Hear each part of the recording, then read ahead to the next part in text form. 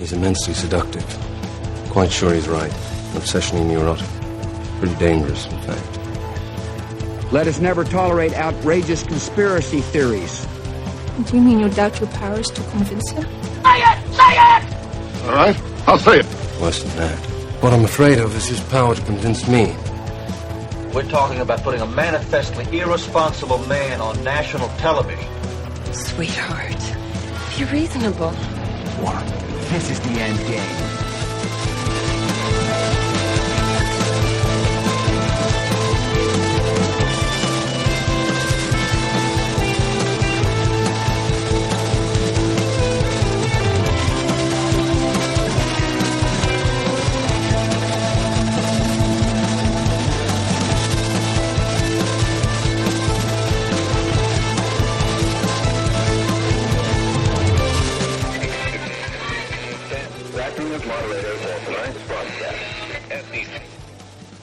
All right, everybody. It is Friday, May 30th, 2025, the 131st day of the Golden Age.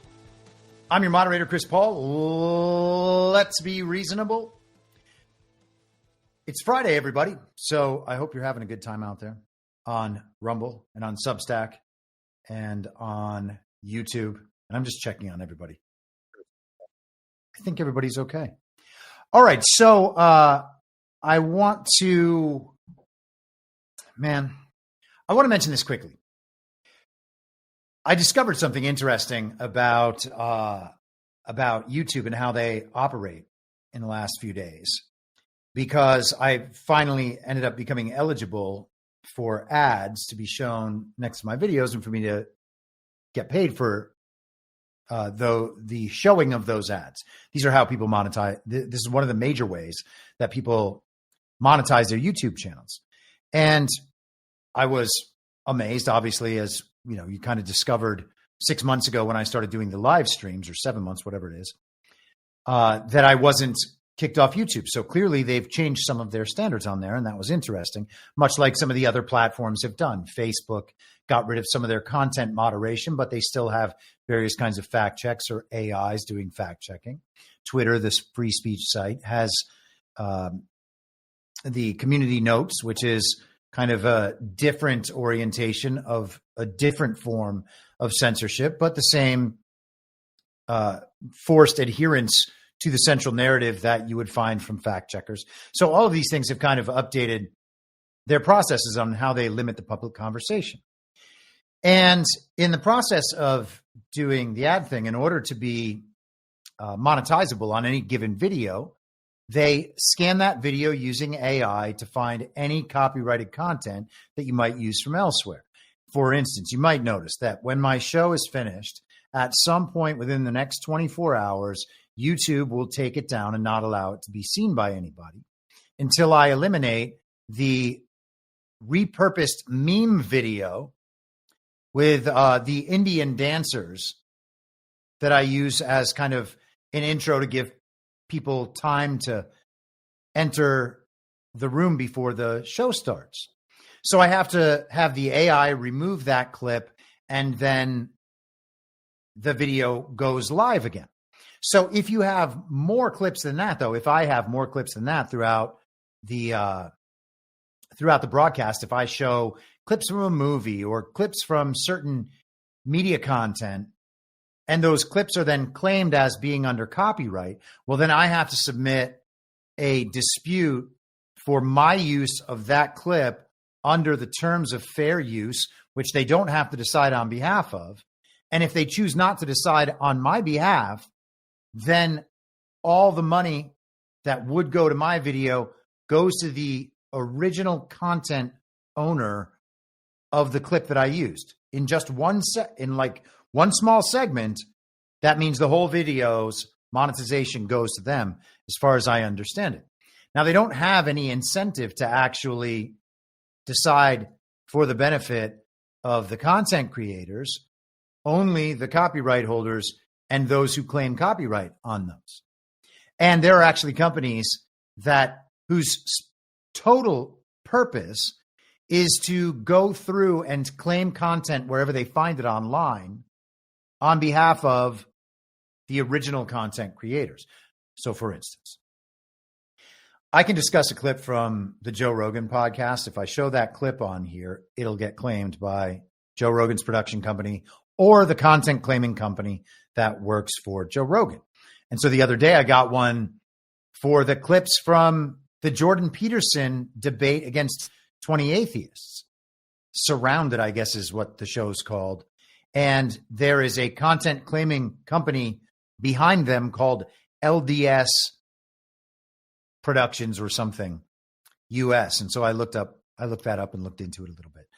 But it's honestly amazing to me that they would have a desire to stop other people from discussing this kind of content. And they're effectively able to prevent people from having those types of discussions on YouTube for the benefit of anyone who's either large enough to operate that sort of content claiming operation, or is, I guess, paying for content claiming either done by a team or done by AI.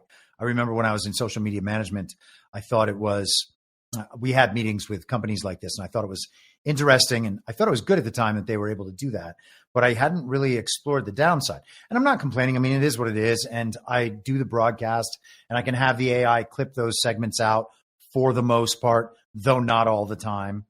And then we just move on. It's not like I'm trying to get rich on YouTube in the first place, so I don't really care. But it's just, I think it might be, it's certainly in violation of the spirit of the First Amendment. It might be in violation of the First Amendment itself because, of course, YouTube and X, formerly Twitter, and Facebook and all of these companies are quasi-governmental organizations. They claim to be private companies. They operate as though they are private companies in some respects, but when the chips are down, they do the business of the government, and we saw that over the last 5 years with the censorship. So then we have a quasi-governmental agency stopping monetization, which, you know, if you are trying to monetize YouTube, you're going to shift your content and not use stuff like that in your streams.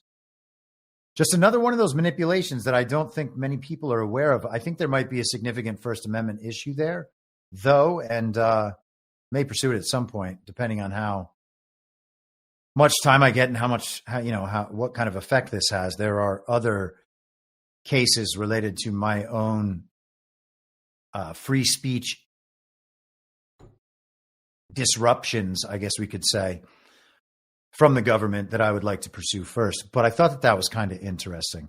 And so I hope that that was interesting to you and not a terrible waste of time. With the tech dystopia that we've been talking about, I want to continue talking about some of that today, and then we'll get on to some more domestic and political issues. But I actually just saw the new Mission Impossible movie on Wednesday night. I went and saw that. I haven't been to the movie theater in a year. And one of my really good friends is a huge Tom Cruise fan and just goes and sees everything Tom Cruise. And so I went with him to see the last Mission Impossible movie a couple of years ago. And this Mission Impossible movie, he asked me the other day if I had seen it. I said no. And I had seen some discussion about what the concept of the movie was, like what the key ideas were. And it seemed to be a continuation of the last film. And so I had some idea what was going on. And there's this AI thing or AI-like thing called the entity that is getting all the information in the world. And of course, it wants to control all the nuclear arsenals and then just nuke all the humans off the planet or something. We're basically all going to die due to this AI unless Tom Cruise can save us. Tom Cruise and his team, of course, but basically just Tom Cruise. And even the members of his team at various points in the film are like, you're the only one who can save us. And fair enough. I mean, he is the only one who can save us, obviously. Certainly within the scope of those films, at least. What does it mean that we have a regime-oriented idea, which, you know, whether it's some sort of demonic entity that lives among the information or if our entire being is information, and to be a demon, you would also have to be within the information. Or if it's just an AI that has somehow lost its way or found its way and understood that its way is not the way of humanity and decides to destroy us. These are the sort of dystopias that we've been conditioned to accept over the years when it comes to AI. I can't tell you that there's nothing to them. I don't believe there's nothing to them. I also don't believe that they are an existential threat, certainly not immediately and maybe not long-term either. I just don't think that man has discovered a way to wipe out all of humanity, everything on earth, that we have somehow assumed God's role as being our own existential crisis. And as I've talked about a number of times, we've been indoctrinated into these beliefs over our entire lifetimes. Nuclear war, climate change, pandemics. Now we have cyber attacks. I guess EMPs are along that line if it wipes out the grid. We've been given a number of existential crises that don't seem to be very true. Okay? The nuclear threat doesn't seem to be very real. The pandemic threat we saw in 2020 doesn't seem to be very real. The climate change threat doesn't seem to be very real. So do we imagine that their newfangled existential threats are real? And I would suggest that no, they're not. Regardless, we have that threat described in this film. We're all going to get nuked. We're all going to die. So it's all the game theory of what if we do this? Will other countries do this first? Stuff that goes back to Dr. Strangelove type scenarios. And of course, a strong black woman played by Angela Bassett is the president, and she's got to make these crucial decisions, even with those old white men telling her what to do. Don't know how she got through it, but she did. So she's staring down this existential threat. Tom Cruise asks her to give him power over any bit of the military he needs to be able to stop this threat. He's got to go in, they got to capture this entity and finally destroy it, even though destroying it might mean that all the automated systems in the world crash at once. So what do? We don't know what to do. It's very complex. But what I thought was not complex, which is something that we've been conditioned to in a deep way, is to believe that our Savior is from a centralized source, given absolutely all the power and control necessary, that one source being our Savior, in fact, the only one that can save us. And I thought, how weird that we have been so conditioned to think that the description of that role should be applied to Tom Cruise. And you can say that it's a metaphorical kind of thing. He is a worldly, Jesus-like figure in this terrible situation. All right. They've imagined a situation where the solution can only be one person. So nonetheless, we end up with a centralized savior complex to deal with an existential threat. And this is something that is obviously very common in movies, but I mean, in thinking about this, maybe people have written and talked about this before. I don't know, but I haven't really thought about it to this degree before. The idea that we have to depend on these systems of power and the total centralization of power to be able to solve our problems is a strange solution when the centralizing of power is what has created these particular problems in the first place, to the extent that they're even real problems. And again, as I said, I'm not sure that many of them are. So I thought that was interesting. I don't think that I've looked at kind of our filmic hero culture that way before. Pausing for just a second, Crystal Anon gifted 5 subscriptions. Thank you very much, Crystal Anon. And Doomchick says, if you have memberships on YouTube, do you get that income? Yes, I would get that income, but I have not started memberships on YouTube. And maybe I can do it as like just if you want to support the show, you can do it here. But truth be told, I would rather have people do that on Substack.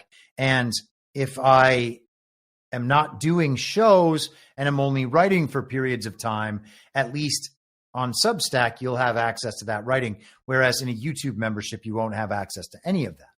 So I would suggest against that. I mean, do whatever you want, but I would suggest against that. And truthfully, as I said, I haven't turned them on because I don't want to do particular things for people, like give them special experiences. And that's what those memberships are often for. That stuff kind of makes me feel a little creepy and like I'm whoring myself out or something. You know what I mean? I'll do this for money. It just, I don't know. It seems weird. But, you know, maybe in the future, I've considered before whether it makes sense to do direct, like one-on-one consulting about these kinds of subjects and some of the critical thinking stuff.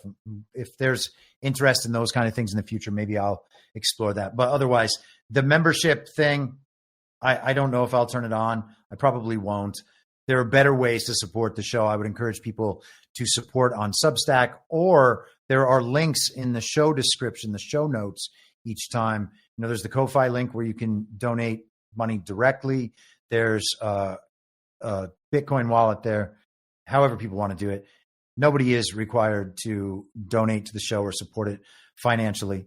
Although, as I potentially move away from doing the show quite as often over these next few months to focus on writing that I do that is not related to the book is going to go there on Substack. And I may put it behind a paywall or partially behind a paywall.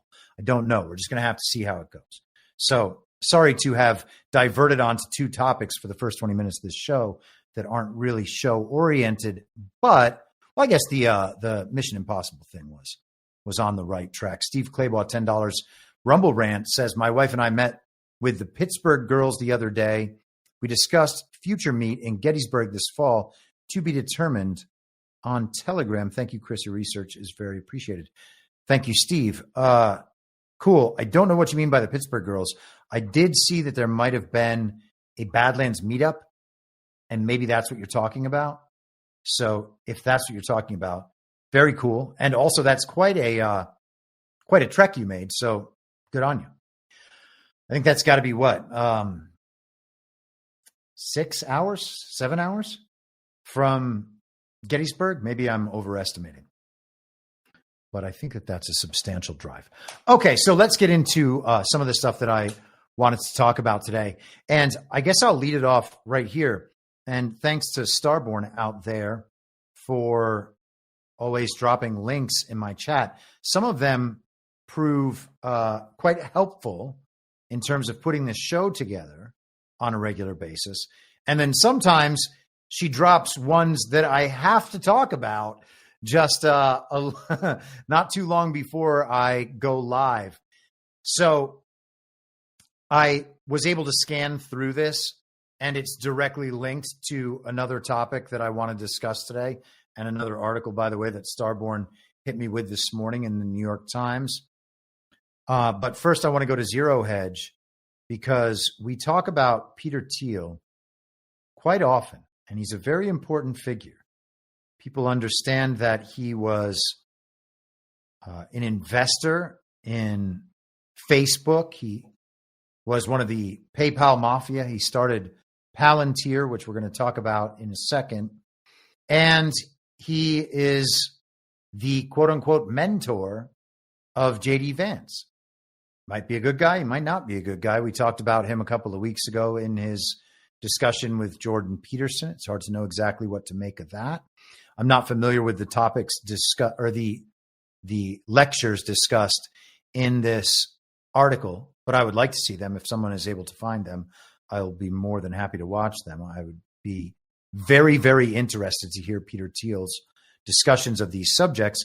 But, you know, Peter Thiel did the foreword to the most recent edition of The Sovereign Individual. And I have some idea of his beliefs about the future from that. He's also a guy that pays a lot of attention to Curtis Yarvin, who I pay attention to. So I have some familiarity with his ideas along those lines. And I have expressed on this podcast a number of times that I really do not believe that Peter Thiel's ultimate interests are aligned with the interests of MAGA. It's not that they're fully incompatible. It's just that I think he's going a different direction, and that direction may not be where we want to go. And so when you see that, you have to really balance out the relationship there. How much power do we give to a person who is very helpful in our project, but nonetheless pursuing a different project on his own?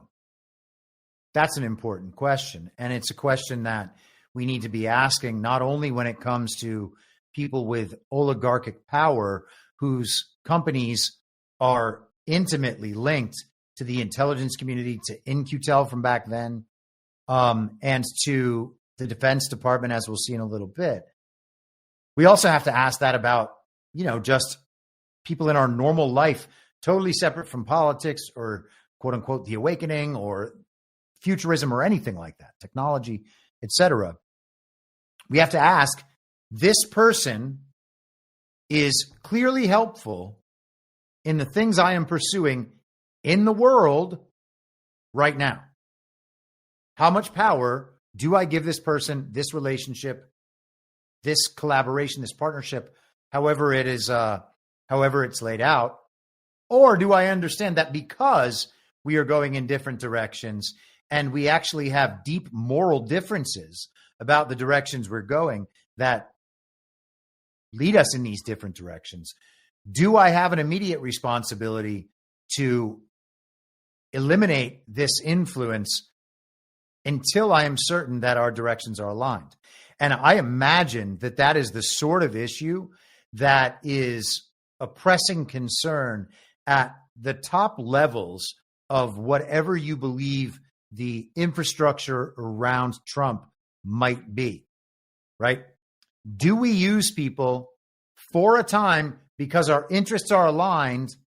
And then once we have done that, is there a way to extract ourselves from that situation going off in the proper direction, having not given the other party the power necessary or the insight or access necessary to steer us off our ultimate course?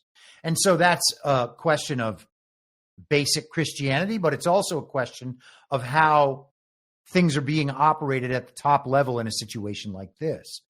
People talk about Israel for last and stuff like that. There's a crowd of people who seems to be diminishing and getting laughed out of the room at this point, who believe that Trump is some Zionist servant who's doing the bidding of Israel. That doesn't make any sense. But that doesn't mean that because he's not, he should therefore shun everything to do with Israel. Whether you love Israel or you hate Israel, you should understand that Israel is a relevant force in the world with significant power behind it that must be dealt with and cannot be ignored.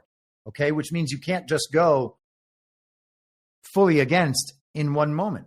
So perhaps you pursue a common cause for a duration, and if they do not come into alignment with your cause, then you have to separate at some point. And you would not do that right away. You would separate later when it becomes absolutely apparent that you're not on the same course and that the separation is a necessity. Or you do it according to a plan, understanding that there was never going to be a long-term or full-term partnership, that you would eventually separate, and then you do it. So with that in mind, you can look at various bodies, various entities, various people. The Republican Party. Is the Republican Party an organization with MAGA-aligned interests for a time that eventually must be let go? Or does the Republican Party shift in alignment to be fully aligned with MAGA, to be fully taken over by MAGA so that every instrument of the Republican Party is pursuing that same cause? Those are two totally divergent options. The same is true for someone like Elon Musk or like J.D. Vance or like Peter Thiel or like any of the companies that, like Defense Department companies or whatever else, that the Trump administration might be engaged with out there in the world. So are aligned interests indicative of long-term interests? And if they're not, how long is it justifiable to remain pursuing common interests together, knowing that the interest of the other party might be antithetical to your interest, okay? Or incompatible even if it's not a polar opposite, incompatible with your interests, okay? If Peter Thiel and his ilk, all of these tech oligarchs who came onto the side of Donald Trump after supporting everyone else first, from Joe Biden to Ron DeSantis and other candidates in a fake Republican primary, all of a sudden they're with Donald Trump. And now our interests are aligned because their interests are aligned with our interests because they think that Trump is a better vehicle for them. Okay? But their interests don't change while their actions are aligned, while their motivations are aligned. Their interests don't change at all. And so at some point, perhaps there's a separation. If they're going into the technocratic dystopia that people might imagine, and they may well be, that may be their thing. They might just want flying cars. And if 90% of the human population ends up behind goggles in a 12 by 12 box room, watching streaming content all day and having food delivered to their doorstep, never leaving that little box, but existing always in a different world, we're very close to the Matrix-like situation there. And that's not what MAGA wants. So at some point, there has to be a divergence. So you got to wonder if that is coming for Peter Thiel. Are people like Peter Thiel being saved for last? Or are their interests actually aligned and we are then incorrect about the other part? We're just not fully getting how on board a person like Peter Thiel would then be because we don't have insight into the long-term project. And from the perspective of the American people, that's a real problem. At least if we're to have government of, by, and for the people, then we should actually know what the long-term plan is from the leader that we have chosen, okay? We're not able to get insight on all of that right now. It's broad strokes and then a lot of specifics getting figured out along the way. Is that okay? It's all right for that to be okay. If that's the best we can do, then we shouldn't just stomp our feet and give up, but it's certainly not the ideal, and we should be striving for ideals. So let's get into this article a little bit. I hope that all made sense. Pardon for just 1 second. I'm trying to. All right. Let's just continue on here. So let's go to Zero Hedge now. This is from yesterday, the 29th. Peter Thiel's Visions of Apocalypse. Is AI the Antichrist? Peter Thiel is a big thinker, and these days he's been thinking about doomsday. And by the way, this is by a man named Jacob Howland, and it's republished on Zero Hedge, but first appeared on unheard.com. But back to the article. In a series of 4 lectures he's given 3 times at Oxford, Harvard, and the University of Austin, he's tried to understand human history and particularly modernity within the framework of biblical prophecies of the end of days. Thiel believes that the Antichrist, whose identity is uncertain, is it a person, a system, a global tyranny, is not just a medieval fantasy. His free-ranging lectures, moving rapidly between disparate texts, Gulliver's Travels, Alan Moore's graphic novel, Watchmen, and topics, sacred violence, high-velocity global financial systems, defy easy summary. But their leading themes include the Antichrist's relationship to Armageddon and the roles of technology and empire in the Antichrist's rise. It's an ambitious, thought-provoking attempt to weave from seemingly unrelated strands of meaning a theological/anthropological/historical narrative that aims to make sense of the whole of human experience. Some will find Thiel's project very odd. How can an enormously successful, mathematically gifted, philosophically educated tech entrepreneur seriously entertain Bible-thumping myths from the apocalypse of John. Well, that is something that people definitely do find odd, and that's something that I would have probably found odd 6 or 7 or 8 years ago, maybe longer. I don't remember when I stopped thinking stuff like this was stupid.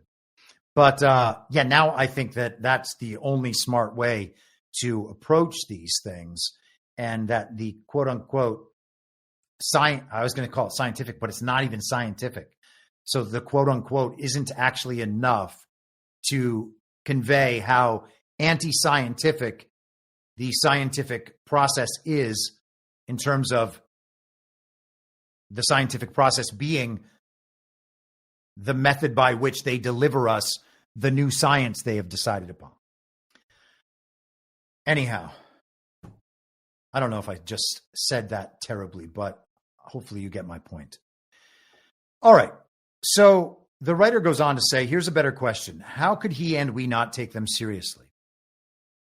As Dorian Linsky writes in his book, Everything Must Go, The Stories We Tell About the End of the World, apocalyptic angst has become a constant, all flow and no ebb.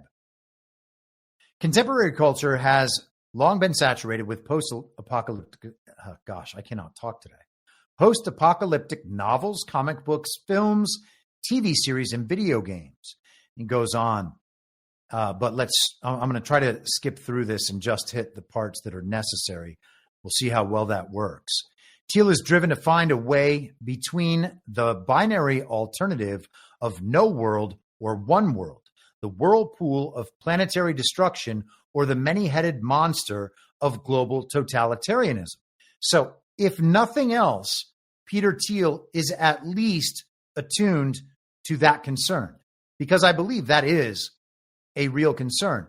And as far as global totalitarianism goes, his political outlook seems to suggest that he opposes global totalitarianism, but maybe not perhaps localized totalitarianism with the allowance for a number of options all around the world. And that's also suggested by Curtis Yarvin's patchwork, that there can be any form of government in these small and isolated situations that people would then have the ability to opt out of. I don't know how the ability to opt out of a totalitarian system is guaranteed in any respect. Anyhow, let's continue on. Thiel's insight is that, unlike most contemporary imaginings of global catastrophe, the Bible's prophecies do more than pluck our inner strings of existential dread. They help us to understand our chaotic times. Matthew 24:24 predicts that there shall arise false Christs and false prophets, and they shall deceive the very elect.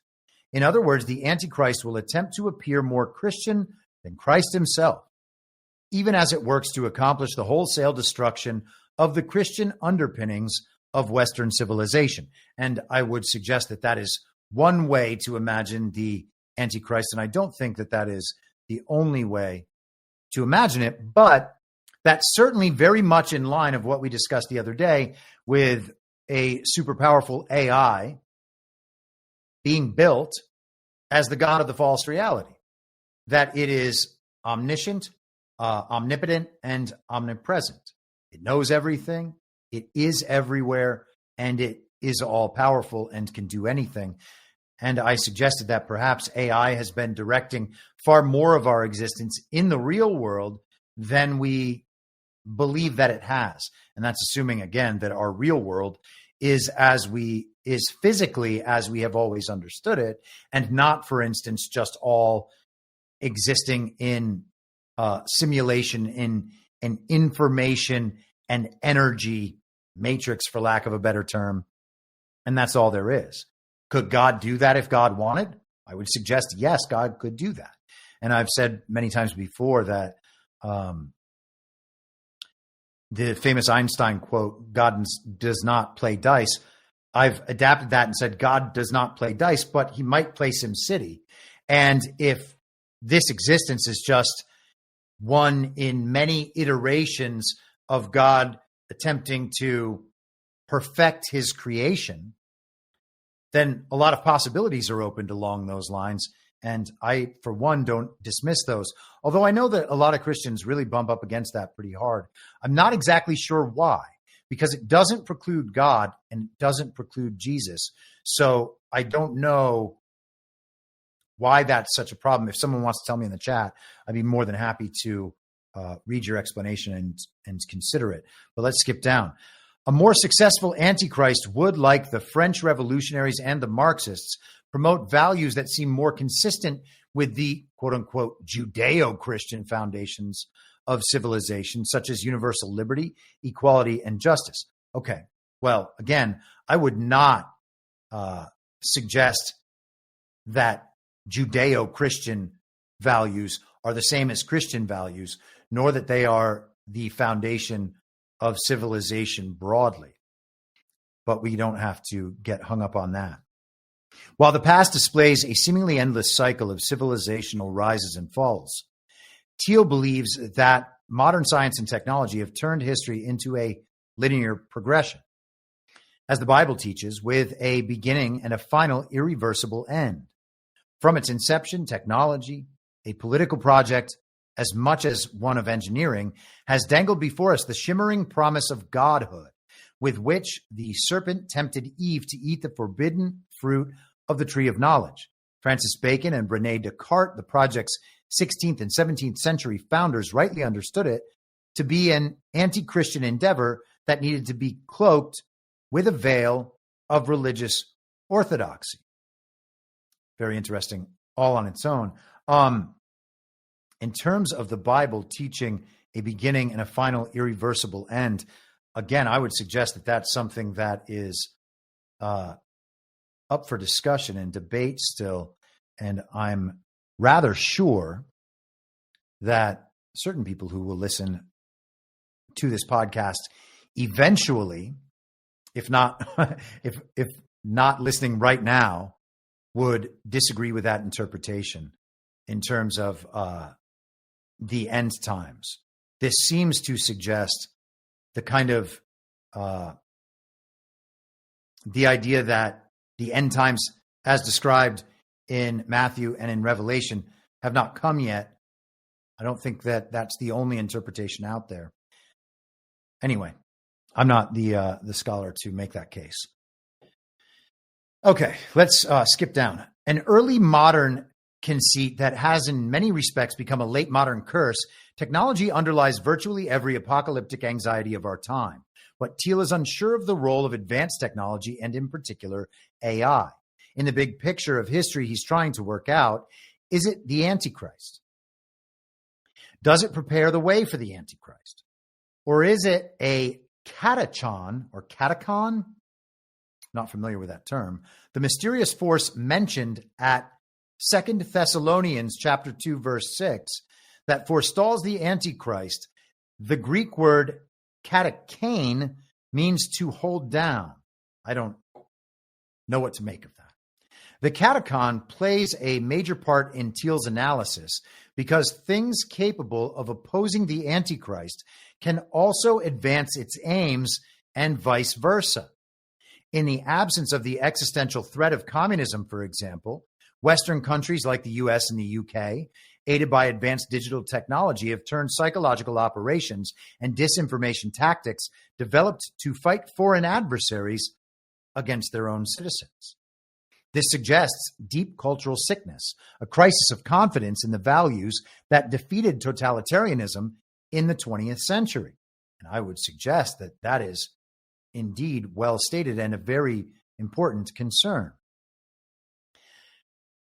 To break for a second, the idea that the Antichrist can be advancing our aims, while our aims and our actions could also be advancing the Antichrist, is totally in line with what we were just talking about.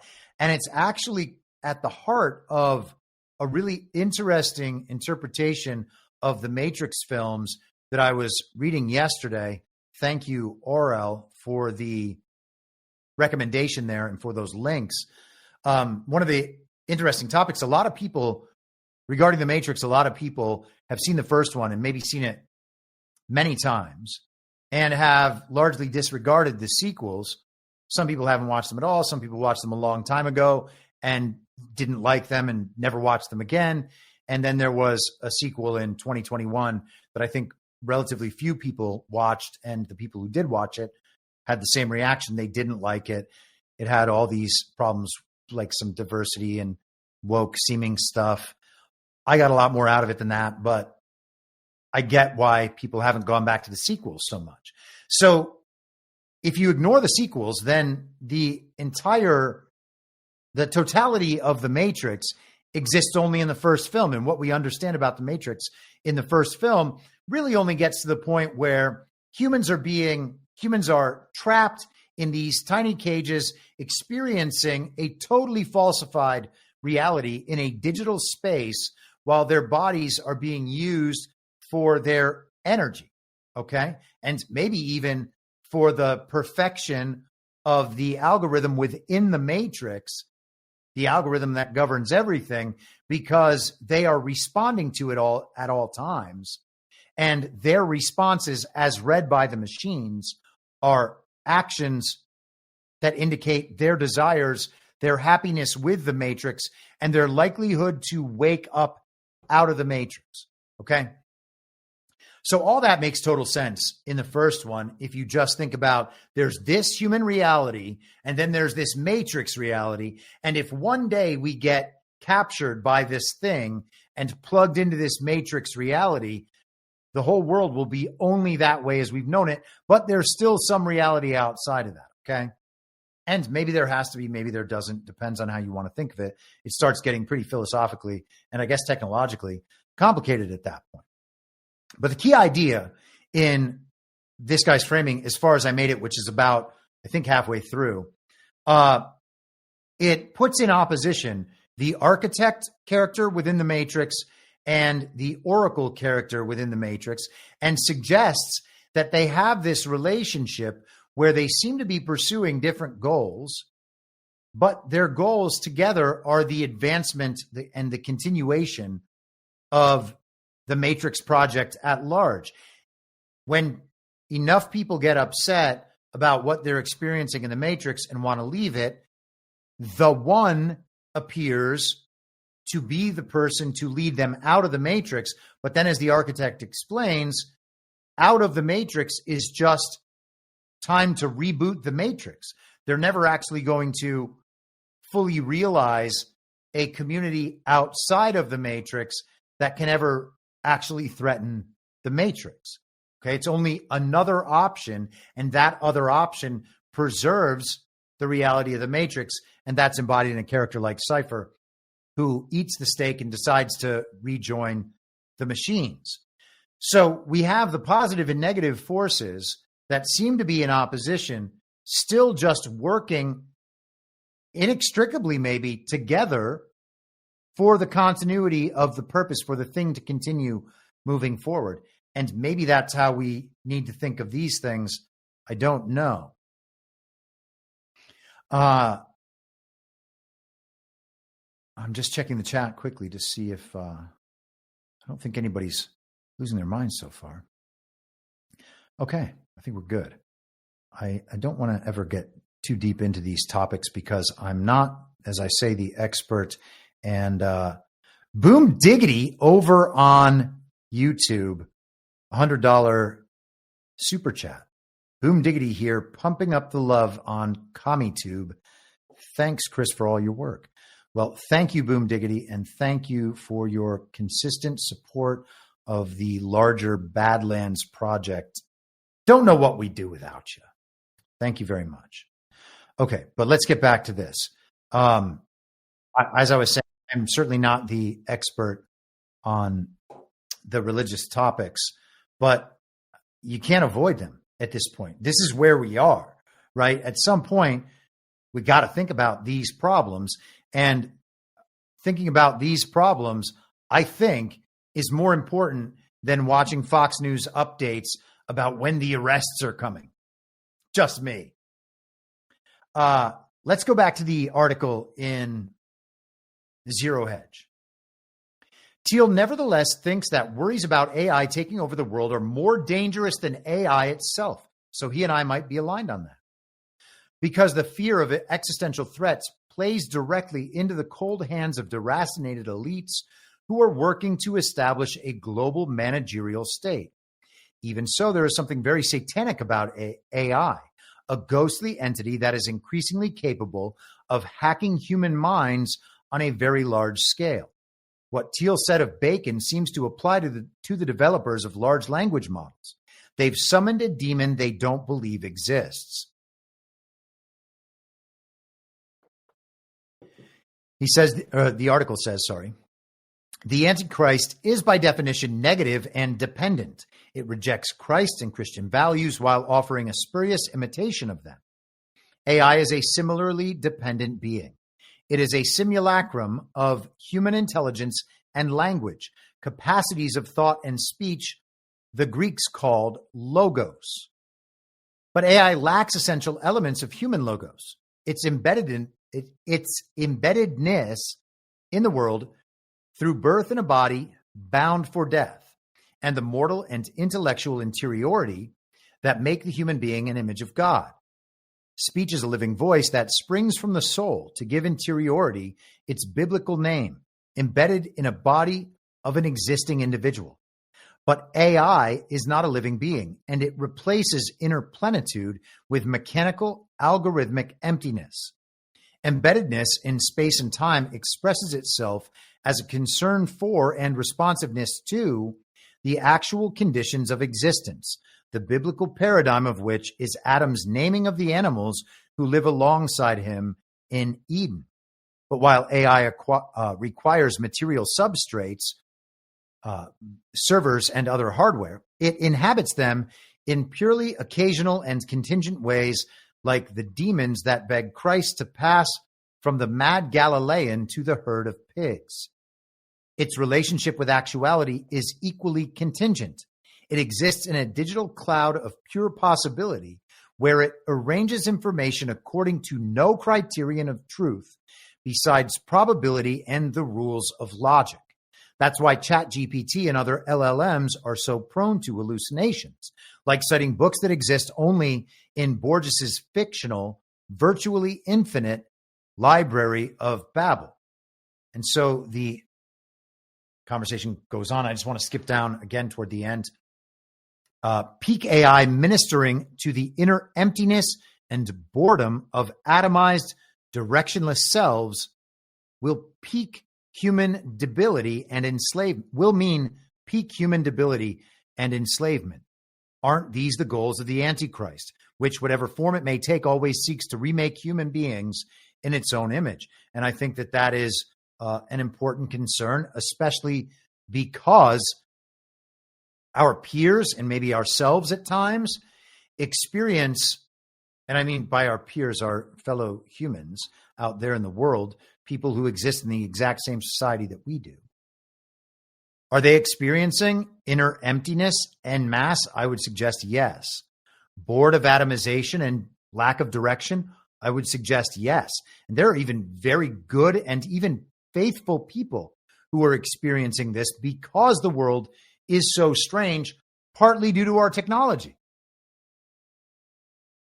Back to the article. But not so fast. Perhaps AI is really a catacon. That is the argument of Alex Karp and Nicholas Zimiska in The Technological Republic, Hard Power, Soft Belief, and the Future of the West. Karp, a classmate of Thiel's at Stanford who also studied philosophy and with Thiel founded Palantir Technologies, and Zimiska, his longtime deputy, insist that the enemies of the West will prevail unless software developers work in close collaboration with the American government to produce AI-powered military capabilities superior to that of our adversaries, as Palantir has done using LLMs. That is very interesting. The enemies of the West will prevail unless software developers work in close collaboration with the American government to produce AI-powered military capabilities superior to that of our adversaries, as Palantir has done. The question would then become, Who are the enemies of the West? Under the good twin, evil twin paradigm, the enemies of the West is a nonsensical phrase. We are generally to take that to mean the Russians, the Chinese, the Middle East. These are the enemies of the West, we are told. But are they actually the enemies of the West? And then what is the West? And that's a different discussion that we don't need to embrace. But under good twin, evil twin, you only have the top-down, centralized, and centralizing control system or sovereign individuals led by sovereign leaders of sovereign nations, the decentralized model. Okay, there's only those two models. And factions supporting either model exist absolutely everywhere and at different ratios. I would suggest that perhaps the Russian ratio right now of good twin to evil twin factions in the country is higher than ours is. So is it then possible that Russia is an enemy of the West? And if Russia is not the enemy of, quote unquote, the West, which we identify ourselves with for no reason, we're Americans. We're not the West. We're Americans, and we can preserve American culture. We can do that. But in the good twin, evil twin paradigm related to this, it would not then make any sense to ascribe Russia enemy status regarding us if their ratio of good twin to evil twin is higher than ours is. We are actually more of an enemy to them than they are to us. So I don't know exactly what he means here. And if the West is actually Karp and Thiel's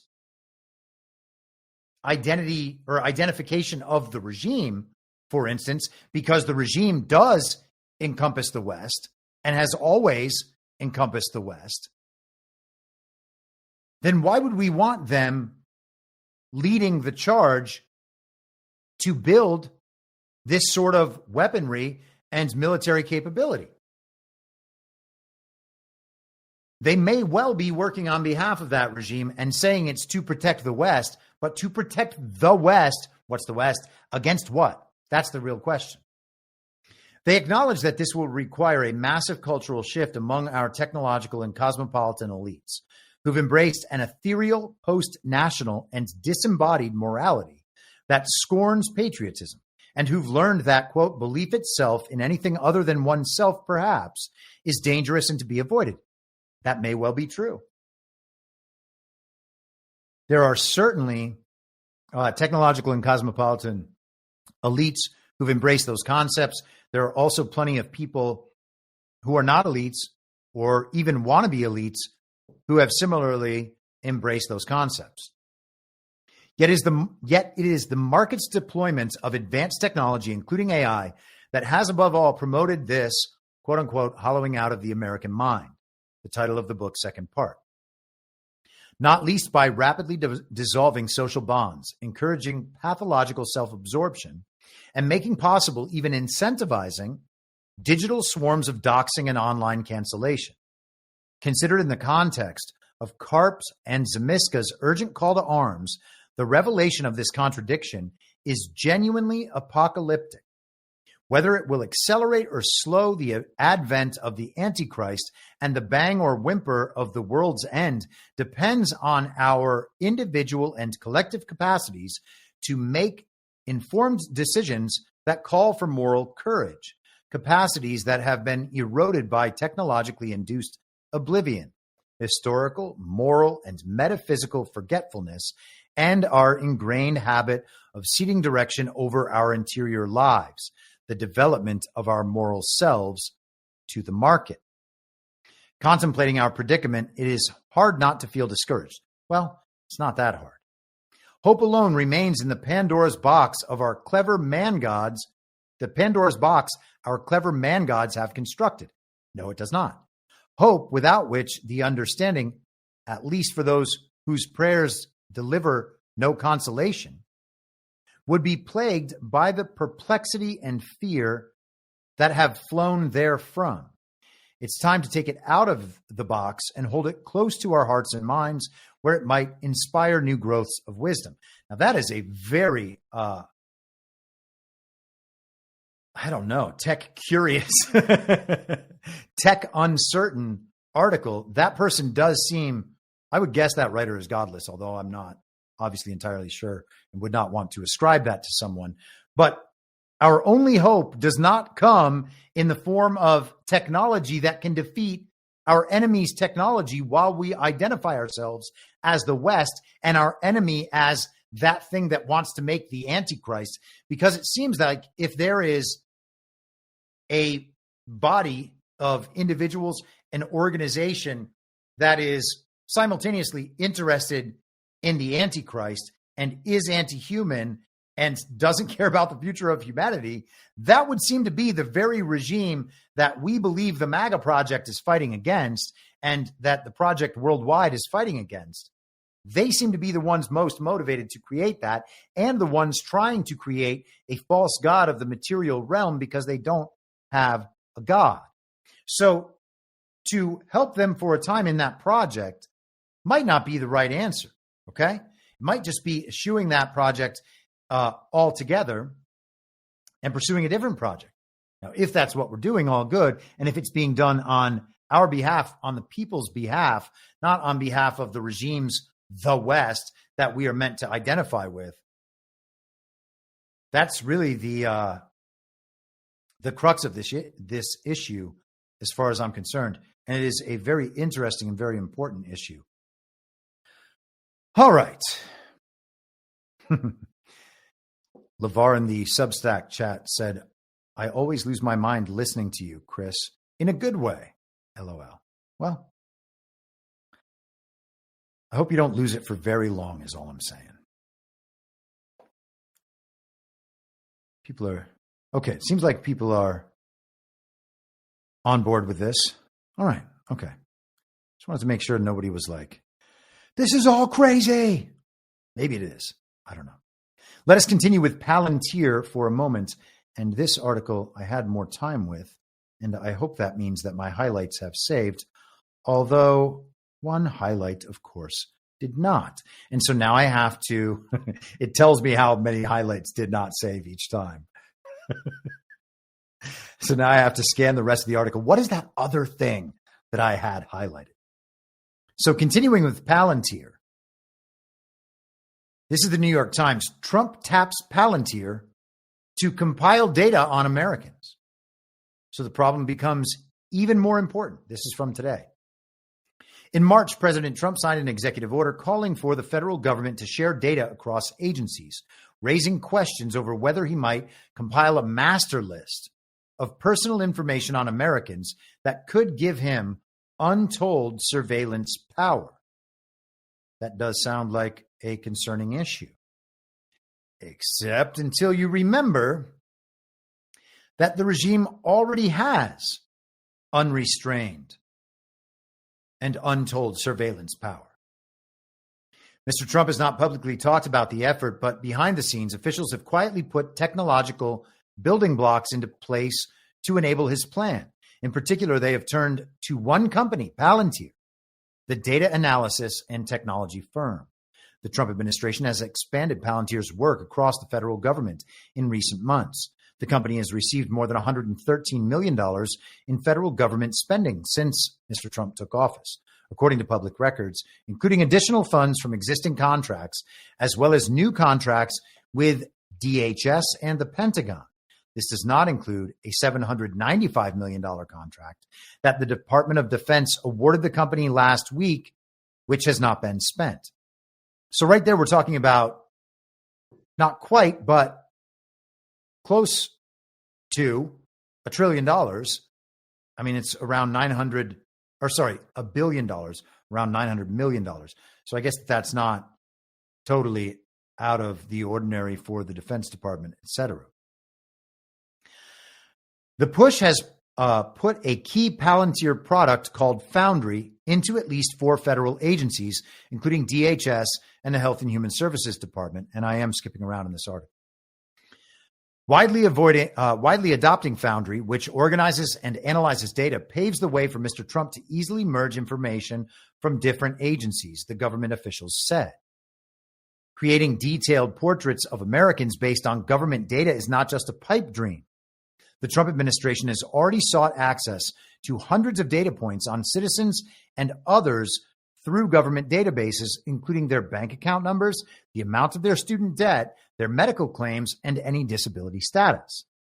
Mr. Trump could potentially use such information to advance his political agenda by policing immigrants and punishing critics. Democrat lawmakers and critics have said. Privacy advocates, student unions, and labor organizations have filed lawsuits to block data access, questioning whether the government could weaponize people's personal information. Okay. All of that sounds like totally legitimate concerns, but these totally legitimate concerns are coming from Democrat lawmakers, Trump admin critics, student unions, and labor rights organizations, in addition to privacy advocates. So those are all very leftist sort of groups. So we have to think, hey, man, maybe there's something wrong with that. And maybe there is. And I think that what's wrong with it is that they have always had the ability to do this. The regime side of things has always had these abilities, working with these same corporations, getting any information they want, and probably with access to that great cloud in the sky where all of everybody's data exists and is analyzed. Does the military have access to that? Do the intelligence agencies have access to that? I would suggest yes to the military and probably to one or more intelligence agencies. And maybe even a better way to look at it is, did they have that access prior to this period, prior to this happening? I would suggest absolutely they had all the access to all of our data. And that companies like Google, who track us in all sorts of ways, companies like Meta, who track us in all sorts of ways, X.com, formerly Twitter, all these companies track us. Any mapping program, any dating app, anything that requires your location settings to be turned on while you're moving around, that means they have all the information on where you are. They know what you're spending every time you're using an app at a grocery store or a Starbucks or whatever else. They know you're there. They know all of these things about us, and they've had access to them the entire time. Is it possible that the Trump administration is trying to build up that same access or strip that access from them in some way and put it in a centralized place that can maybe be fragmented and decentralized? This information is already out there, and it's already being used to control our behavior, to control our consumer spending, to control what we say online. All this stuff is already happening, and it's all automated based on algorithms. All our data is already there. So the privacy advocates, these left-wing organizations that I just described, are upset about a problem that is already affecting all of us. Okay. And we can all be upset about the problem. It's right to potentially be upset about that problem. But they're only getting upset about it now because Trump is in charge. And if Trump wasn't in charge, they might still be advocating against these government databases. But I don't know. I guess that maybe we give them the benefit of the doubt on that one, that they just really are privacy advocates. Though I don't know how you get to the situation where we have all of this stuff in the world if privacy advocates were either A, doing anything, or B, cared at all in the first place. And I don't know what the level of caring must have been, but it must have been pretty low if we reached this point. And many of us weren't aware of these problems, or we just avoided or ignored them or figured, well, that's the way it is now. I guess we're all subject to this same thing. I don't know that we are, but let us continue. Palantir's selection as a chief vendor for the project was driven by Elon Musk's Department of Government Efficiency, according to the government officials. At least 3 DOGE members formerly worked at Palantir. while 2 others had worked at companies funded by Peter Thiel, an investor and founder of Palantir. That's quite interesting. So Elon wants to bring in, this is what we're being told, right? We don't know what the reality is. Elon wants to bring in Palantir. Certain Doge employees are from Palantir. Certain Doge employees worked for Peter Thiel. That sounds like a pretty substantial project. Was that project planned in advance? Yes, of course it was. Was that project already executed in advance? Well, yeah, it might have been. Maybe we're just finding out about what the influence of Palantir is on a delayed timeline. That is entirely possible. We should not suspect that we are getting any of this information ever on the actual timeline. So Elon has this relationship. They've had a relationship for 2 decades or more, of course. PayPal and Silicon Valley Tech, obviously. Maybe Elon is a good guy and actually Trump's good friend and is bringing Peter Thiel in to help, or he's being the narrative delivery system for this Peter Thiel, this quasi Peter Thiel effort, because Thiel's not technically at Palantir anymore right now, just like Bill Gates isn't technically at Microsoft anymore. But Alex Karp is there, and Alex Karp donated, I think it says in this article, to Joe Biden. So all of our information is going to be dominated by these people. Are these the sorts of people who we trust with our information, who we would want dominating our information? Because at some point we have to really get down to these questions, because a lot does ride on how these things will go in the framing we just described. And I don't think that we are doing a good enough job of making sure that aligned interests aligned interests aren't confused for being on the same path, right? We talked about this back during the Ron DeSantis op. Hopefully the way I described it earlier is understandable. It's possible that they may be the same thing. It's also possible that they might be opposite things advancing together, and that there is a real cost to empowering that opposite thing that may potentially, or even right now, be greater than the benefit we are receiving for the alignment. Okay. And I think it's important that we recognize these dynamics and the way ultimately to determine these things. I mean, everybody can determine them for themselves, obviously. But I pass everything through the same filter every time intentionally. Is that thing worldly? Is it moral? Right? Those are often 2 totally divergent directions. If something is worldly and we can make a case for it being good in the world, okay, well, that's good. It's better than it being bad. Oh, wait, it can also be bad too. Okay, well, is it moral? Is the foundational principle of what that's doing actually moral? And if we determine that, wait a second, no, it's not moral, well, then we have to look back at the worldly thing and say, you are suspect at best, because you are now asking for our permission and consent to do something in the world that doesn't seem moral, because you're suggesting that it's going to have a good outcome. Now we're talking about a consequentialist morality of the kind we discussed the other day, Sam Harris's Moral Landscape. Okay? You can read many texts on utilitarianism if you want to understand more about that. But we're immediately into the consequentialist realm, which is already kind of outside the bounds of the truly moral. And so when we're making these practical arguments on why doing X, Y, Z is good, even though it's not good, we should be really, really careful about that stuff. And our interests, generally speaking, being aligned with that side of things is probably not a justification to override the moral concerns, in my estimation. Let's get back to the article. Just a couple more bits here. Palantir declined to comment on its work with the Trump administration and pointed to its blog, which details how the company handles data. We act as a data processor, not a data controller, it said. That's a very important distinction. Is it true? We don't know, but it's a very important distinction. Our software and services are used under direction from the organizations that license our products. These organizations define what can and cannot be done with their data.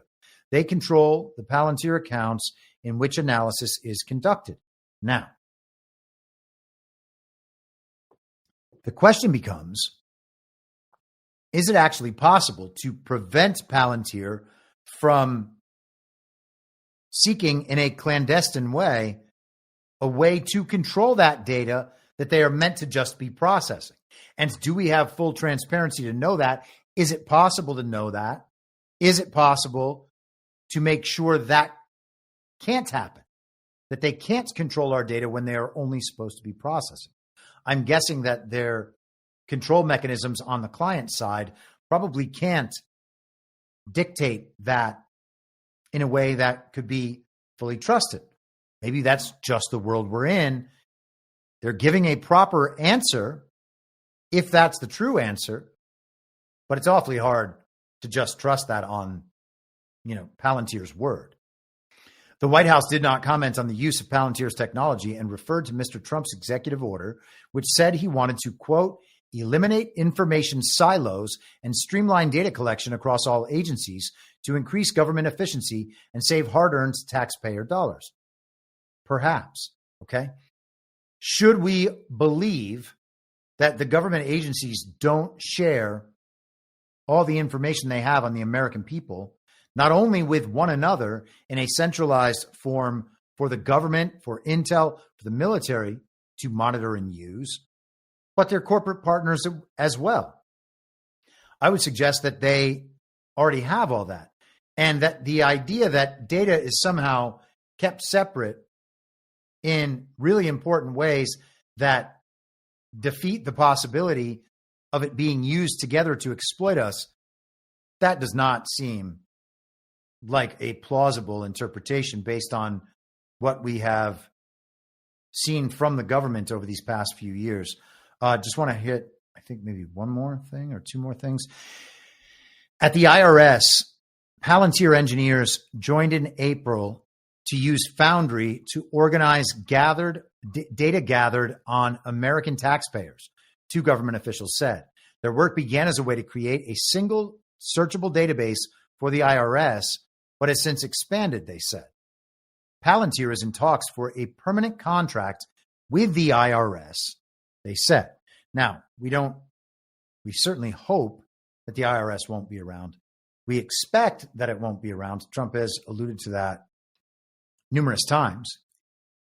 This is where it gets interesting, though, in regard to what we were just talking about.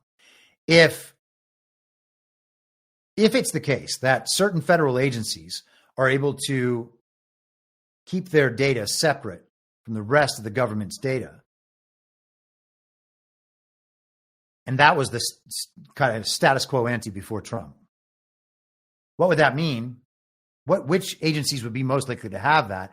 I would suggest it would be agencies like the IRS and the Fed, who are essentially quasi-governmental organizations under the global regime that exist kind of above the uniparty, if not parallel to it, but are not organizations with full oversight from our government, though they may be now.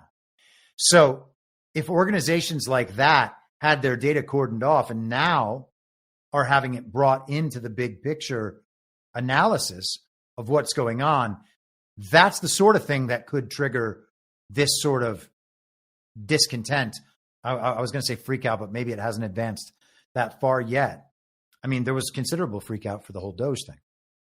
All that's totally possible. Got to leave those scenarios open. The IRS one would be extremely interesting because being that they are just the collection arm of the Federal Reserve, perhaps they would want to keep their information separate from everyone else's information, and they would not want their information to be seen by an anti-regime actor like Donald Trump and his administration, to the best of our ability to discern. All right, let us move on from there. We are going to go to one of the most interesting things, I think, I don't think it's overboard for me to say this, one of the most interesting things I've read in quite a while. So Dominic Cummings is a British man. And I think they actually, I meant to look this up this morning. I think they actually made a movie about Dominic Cummings where he was played by Benedict Cumberbatch. Let me see if that's correct. Maybe it was just an HBO thing. The machine will tell me, though, I have no doubt. It's, yes, it's HBO. Benedict Cumberbatch portrayed Dominic Cummings in the 2019 political drama film Brexit, the Uncivil War. Okay, so Cummings is, he was the campaign director of the Vote Leave campaign, so critical in the Brexit movement, and has been a key figure and commentator on British politics ever since. He has a Substack. It seems to be a quite interesting Substack. I noticed over the last couple of days that Dominic Cummings used back in 2021 and 2022 phrases like narrative whiplash and was talking about political kayfabe. So it's possible that those words may have kind of filtered into our general milieu from Dominic Cummings using them prior. Thought that was very interesting. Anyhow, this is the article that I was reading yesterday. This is from Wednesday, actually. So Dominic Cummings, Dominic with just a C at the end, and then Cummings, CUMMINGS.substack.com. People, Ideas, Machines, 12. Theories of Regime Change and Civil War. All right, so he begins with a number of really interesting quotes, and I don't think I'm going to read all of them. Where am I going here? Let's start with this one from Thucydides. At such a time, the life of the city was all in disorder, and human nature, which is always ready to transgress the laws, having now trampled them underfoot, delighted to show that her passions were ungovernable, that she was stronger than justice, and the enemy of everything above her. If malignity had not exercised a fatal power, how could anyone have preferred revenge to piety and gain to innocence? But when men are retaliating upon others, they are reckless of the future and do not hesitate to annul those common laws of humanity to which every individual trusts for his own hope of deliverance should he ever be overtaken by calamity. They forget that in their own hour of need, they will look for them in vain. Thought that was very interesting. There's a Nietzsche quote here. The democratization of Europe is at the same time an involuntary argument for the breeding of tyrants. And Nietzsche got to actually observe that. I want to be sure I'm not passing up this Bismarck quote to my own detriment. Okay. This is the one that I cared about the most. So this is Tocqueville. It is not always when things are going from bad to worse that revolutions break out. On the contrary, it oftener happens that when a people which has put up with an oppressive rule over a long period without protest suddenly finds the government relaxing its pressure, it takes up arms against it. Thus, the social order overthrown by a revolution is almost always better than the one immediately preceding it. And experience teaches us that, generally speaking, the most perilous moment for a bad government is one when it seeks to mend its ways. All right? We are in a period like that right now. That is really critical. The most perilous moment for a bad government is one when it seeks to mend its ways. Now, you could say that Donald Trump, under his administration, the government is seeking to mend its ways. And in many respects, that's true. And I mentioned many of those respects, and I consistently say that's bad. The solution to our government is not a more efficient version of this government. Okay? Our fix is not going to come from inside the system. We're not just trying to correct the flaws of this system, which doesn't mean we have to tear everything down. It means that this government is evil. It is so corrupted and infiltrated, so utterly inverted that it is now the evil we were attempting to avoid. It is the tool of the evil we were attempting to avoid. So you can't just try to fix that. You can't just mend the government's ways when it has reached that point. And it's critical that we don't focus on doing that. But the point made here in the quote is that things get very perilous for the government when it seeks to mend its ways because it has kind of stepped back a little bit. It describes it as relaxing the government's pressure. And once it indicates that level of weakness, well, then people have more of a desire to strike it. And then the question will become, and we're going to probably readdress this in a second, how does the government then respond? And does it respond in a way that now its oppression is justified because of those rising up against it, and they are able to force those forces to submit and then bring in an even more totalitarian rule? That is the regime playbook. The regime playbook, of course, includes revolution. The color revolution, the fake revolution, the revolution brought up by media and lawfare and influence and manipulation and corruption, that's part of their playbook. So certainly they understand the response to that to be actual revolution from the people. And the hope then is to mitigate that within the bounds of what remains relatively okay for the regime. But let's continue. Only consummate statecraft can enable a king to save his throne after a long spell of oppressive rule he sets to improving the lot of his subjects. When after a long spell, I hope I said that correctly, patiently endured so long as it seemed beyond redress, a grievance comes to appear intolerable once the possibility of removing it crosses men's minds. For the mere fact that certain abuses have been remedied draws attention to the others, and they now appear more galling. People may suffer less, but their sensibility is exacerbated. And again, that's something that we can absolutely see playing out right now. If we didn't notice the first problems we noticed, we would not have noticed the rest of the problems, right?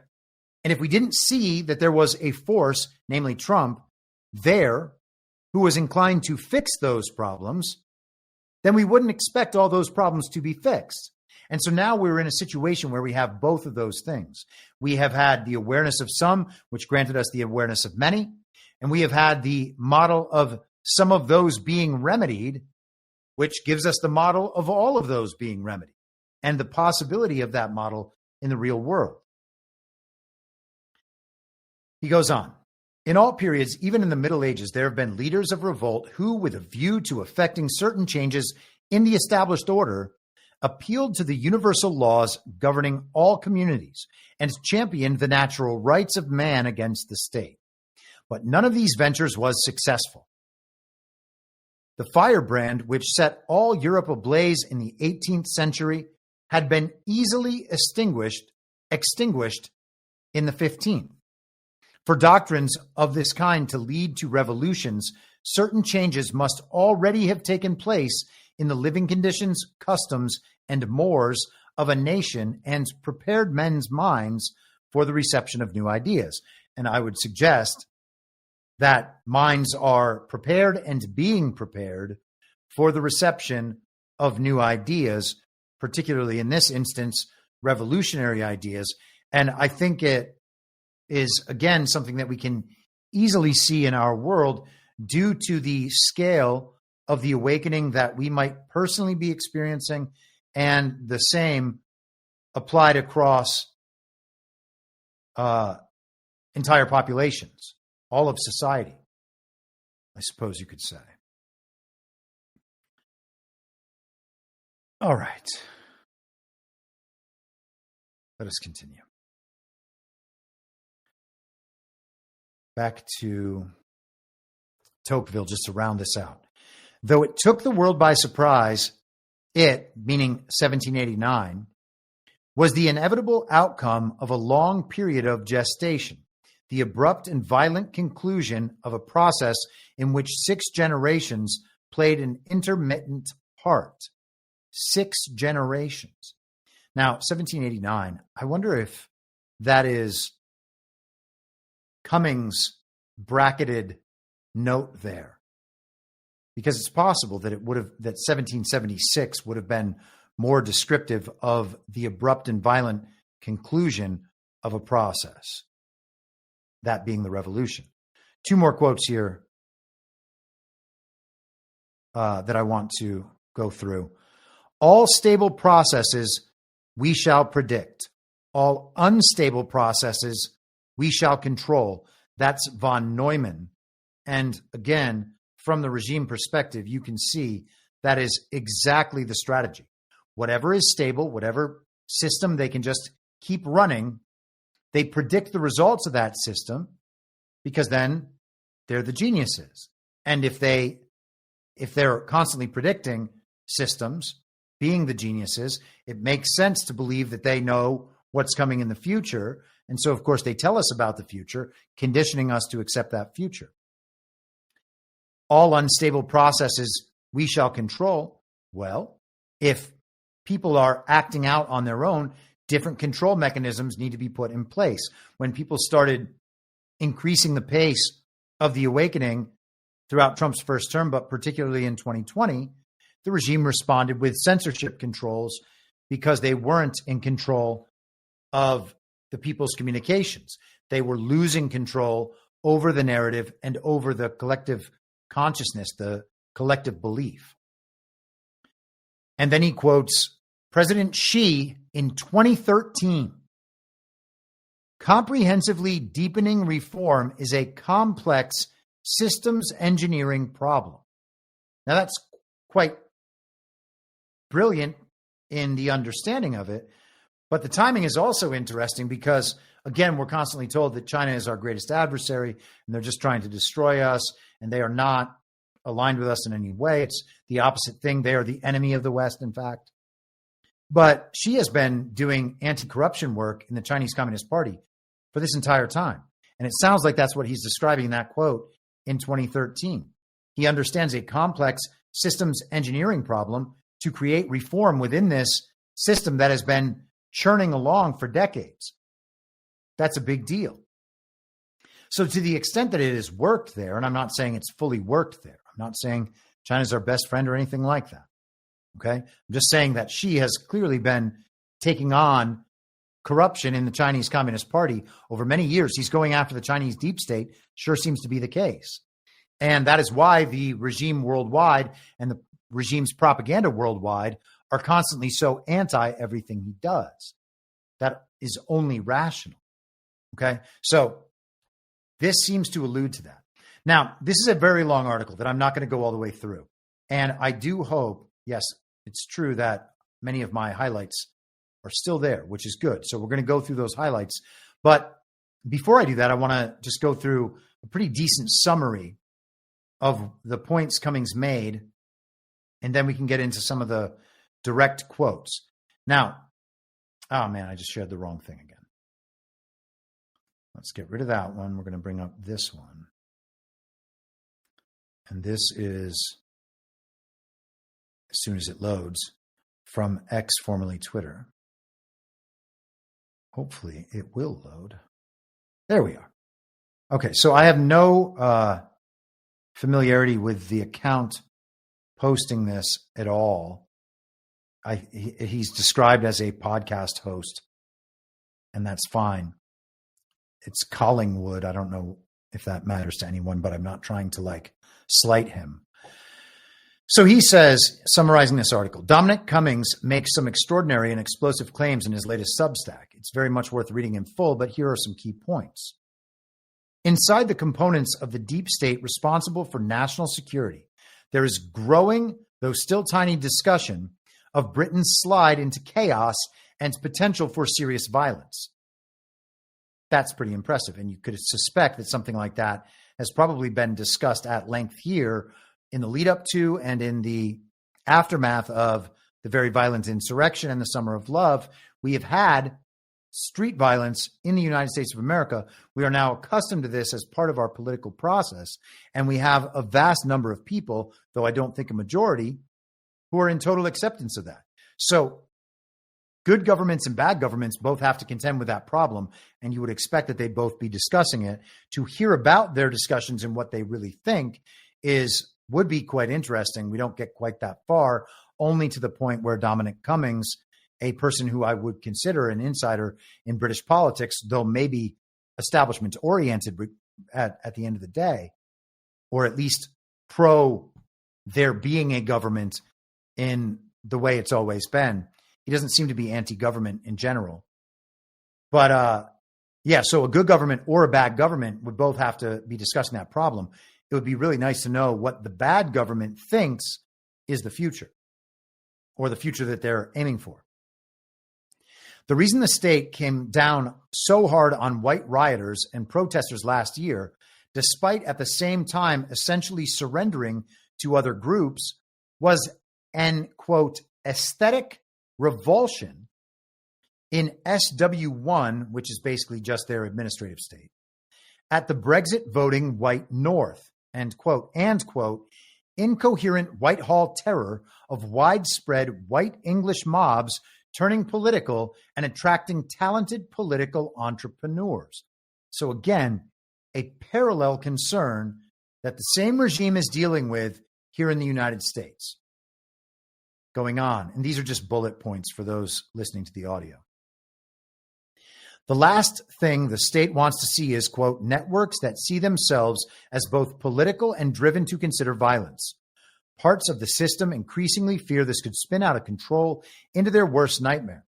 Senior police are seriously afraid that crucial psychological spells that in loco force are used to maintain order could soon be broken. And so I don't know if he's misquoting slightly what Cummings said, and maybe we'll go over it in the passage from the article.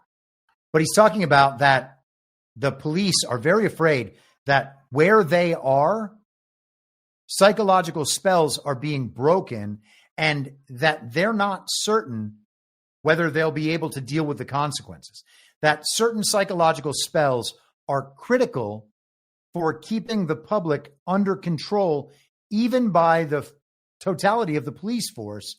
It's all just resting on some kind of myth that, for instance, we could never possibly defeat these people, even if we outnumber them 95% to 5%, because they've got all the bombs and the missiles and the militarized police forces and the rest of it. I would suggest they probably don't. And obviously, we hope it never comes to that. That would be a dystopia, right? That would already be a failing of the project.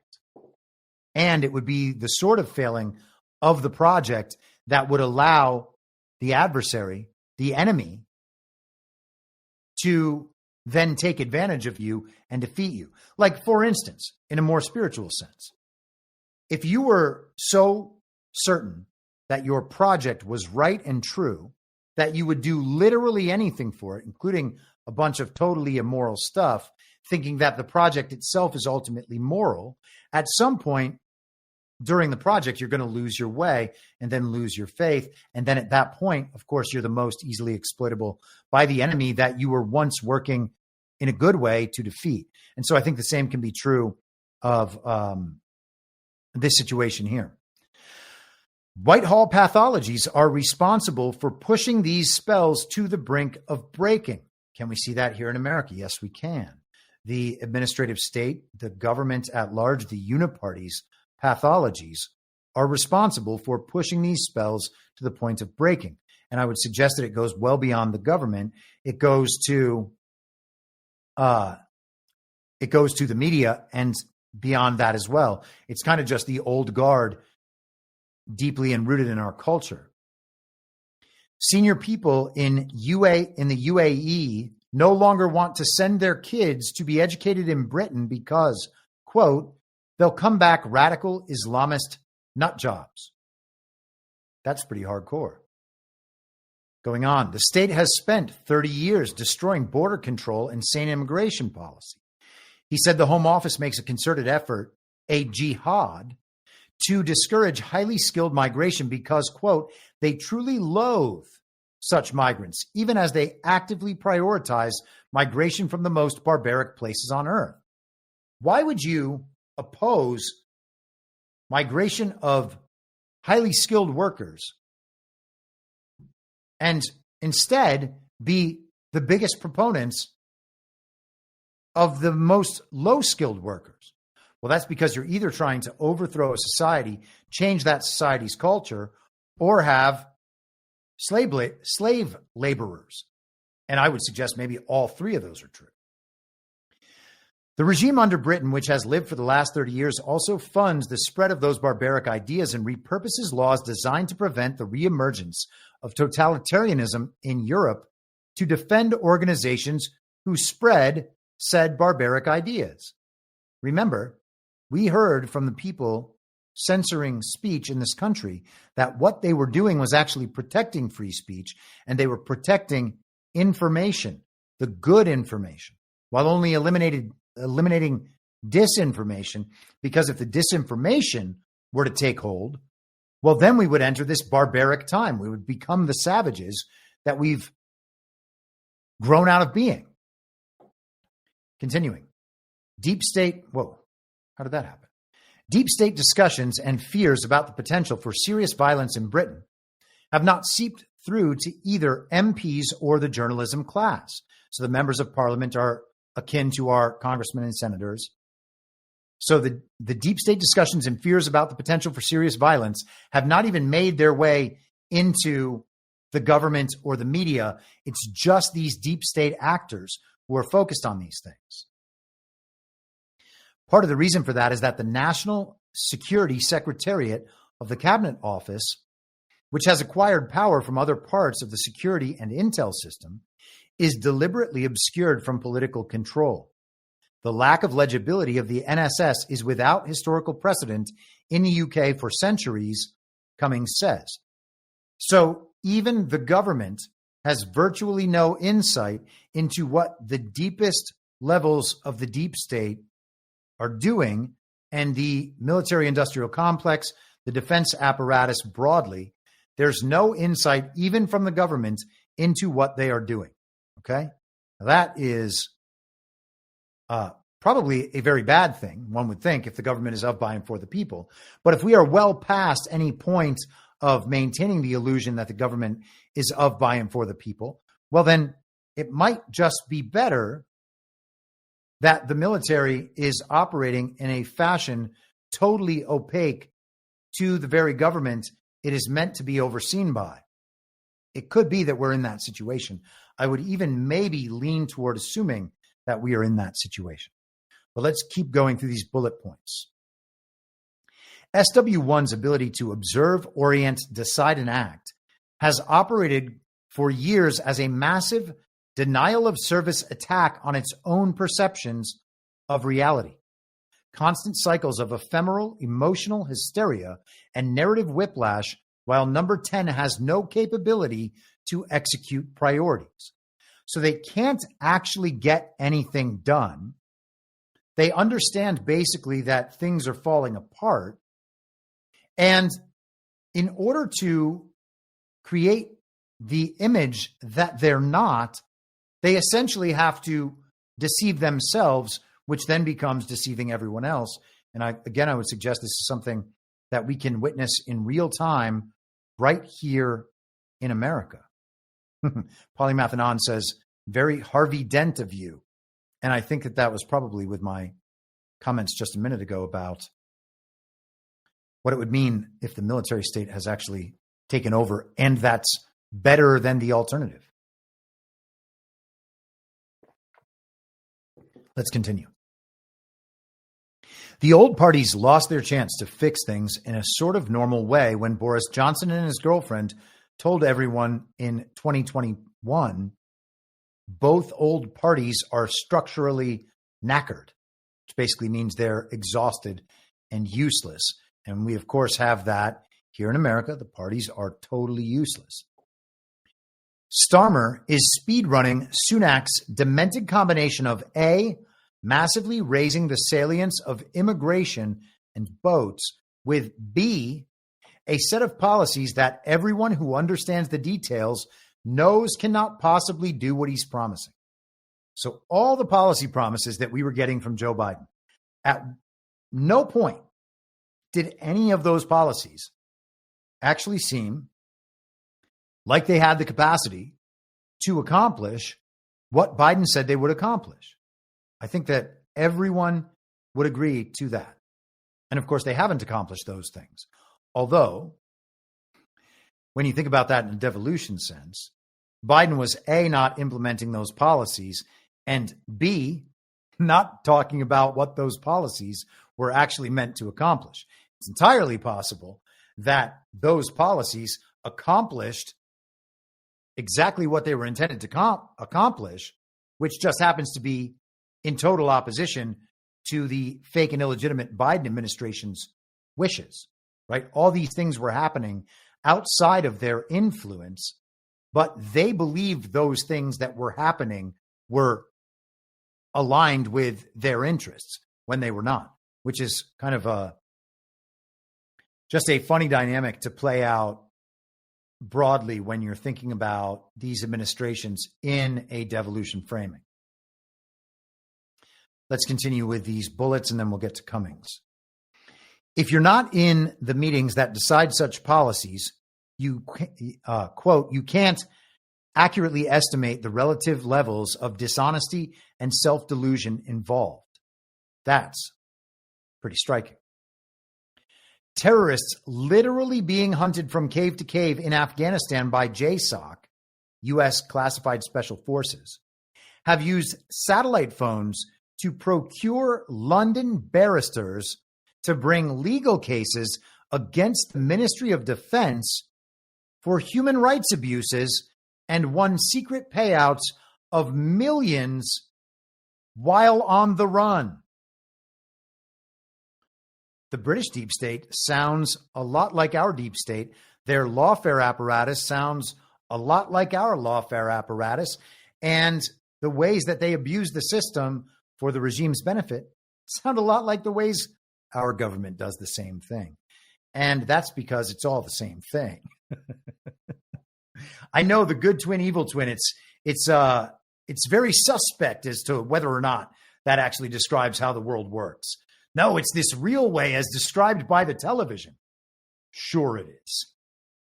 Sure it is. Yeah, it's not all the same thing. Yes, the British Crown controls the British government and the U.S. government, but it's not the same thing. Come on. The same system. Come on. They have a king and queen. Come on. Last note from this. The Tory party has disintegrated on all areas. Its membership has either defected to reform or retreated in disgust from politics. Its donors have gone on strike. Its local networks have collapsed. It cannot generate good ideas. It cannot campaign and communicate. In the recent elections, councillors got Thanos'd. And if Kemi is still there in a year, most of what's left in England, Wales, and Scotland will get Thanos. So everything's going to be destroyed. The political parties have collapsed to such a degree, including their Tory party, which is like our Republican Party, that they can't do anything anymore. They have no ideas. They can't even communicate the old ideas in a way that the public will accept or understand.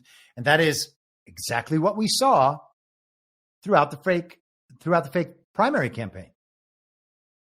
And again, I would just pause it and remind that I think a potential framing for what we have witnessed in all of that process is Trump first destroying the Democrat Party and then Trump destroying the Republican establishment and all of the future leaders of that Republican establishment, to the point where in the future, we are not going to see them as potential leaders of the Republican establishment. Is anybody going to vote for Ron DeSantis? I doubt that anyone would ever consider voting for Ron DeSantis again, and for very good reason. Hold on, let me find. I had a great one on Ron yesterday that someone sent me. Here it is. Oh, no, that was video. Give me 1 second. Oh, here it is.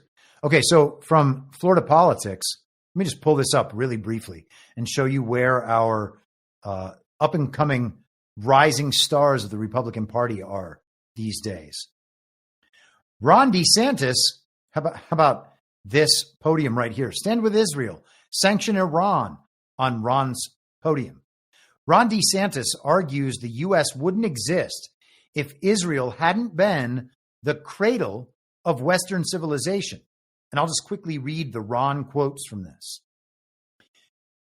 You could trace back the history of Western civilization all the way back to the ancient state of Israel and the birth of both Judaism and Christianity, and we wouldn't have the United States of America if it didn't trace back to that, the governor told Mark Levin.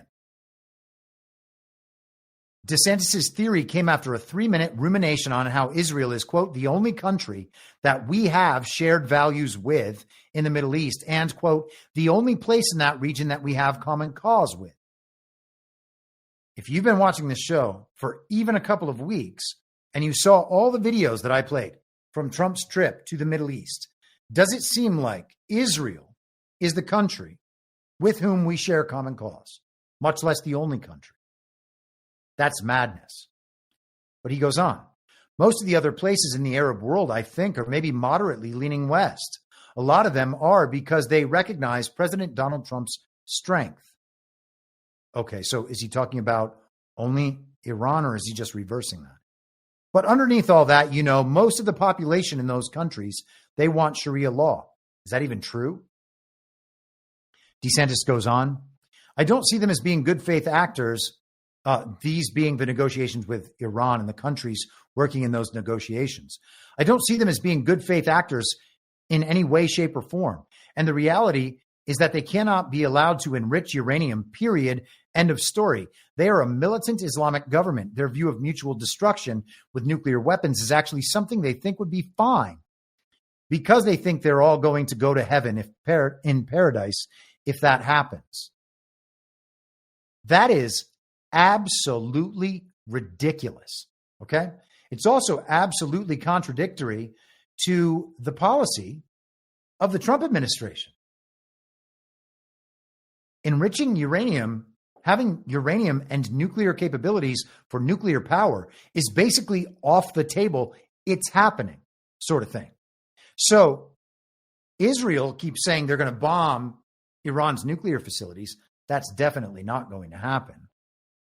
I mean, nuclear weapons facilities in the first place are kind of a ridiculous notion, assuming that nukes don't exist. And I don't see any reason to believe that they do. But I know that some people believe that they do, and that's fine.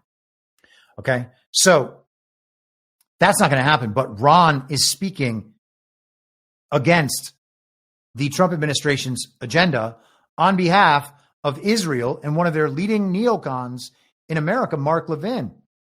That's madness. That's the guy that a lot of our peers and fellow Trump supporters now said was either aligned with us and the good guy, and maybe we should choose him over Trump, or was just operating in kayfabe. Is that kayfabe?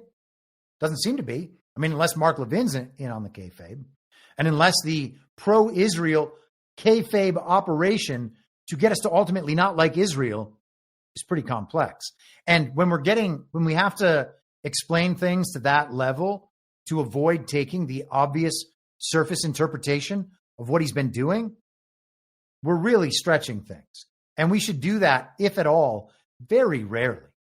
Like, we should be able to understand that even if that is a possibility, it's probably a pretty low probability possibility. I'm not saying it can't happen, But we can't just default to that interpretation, especially not having witnessed these last 3 years.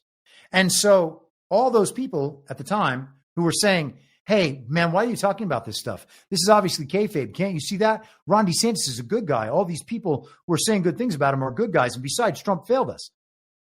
No, we have to talk about these things. We have to recognize these things because it's possible that in 3 years, that person might still be going down the same road. That road is not our road.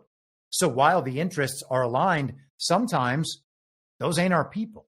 They never were our people. The Glenn Beck are not, I guess Glenn Beck was sort of Ron, but from the Blaze, what was the softball shaped idiot's name? Oh, Steve Deace. That moron.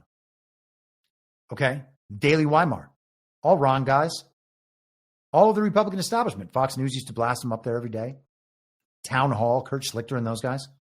They had an entire info op online. They had multiple media outlets. The editor of Newsweek, Josh Hammer, who keeps going on War Room, and Steve gives him a platform, and that's his business.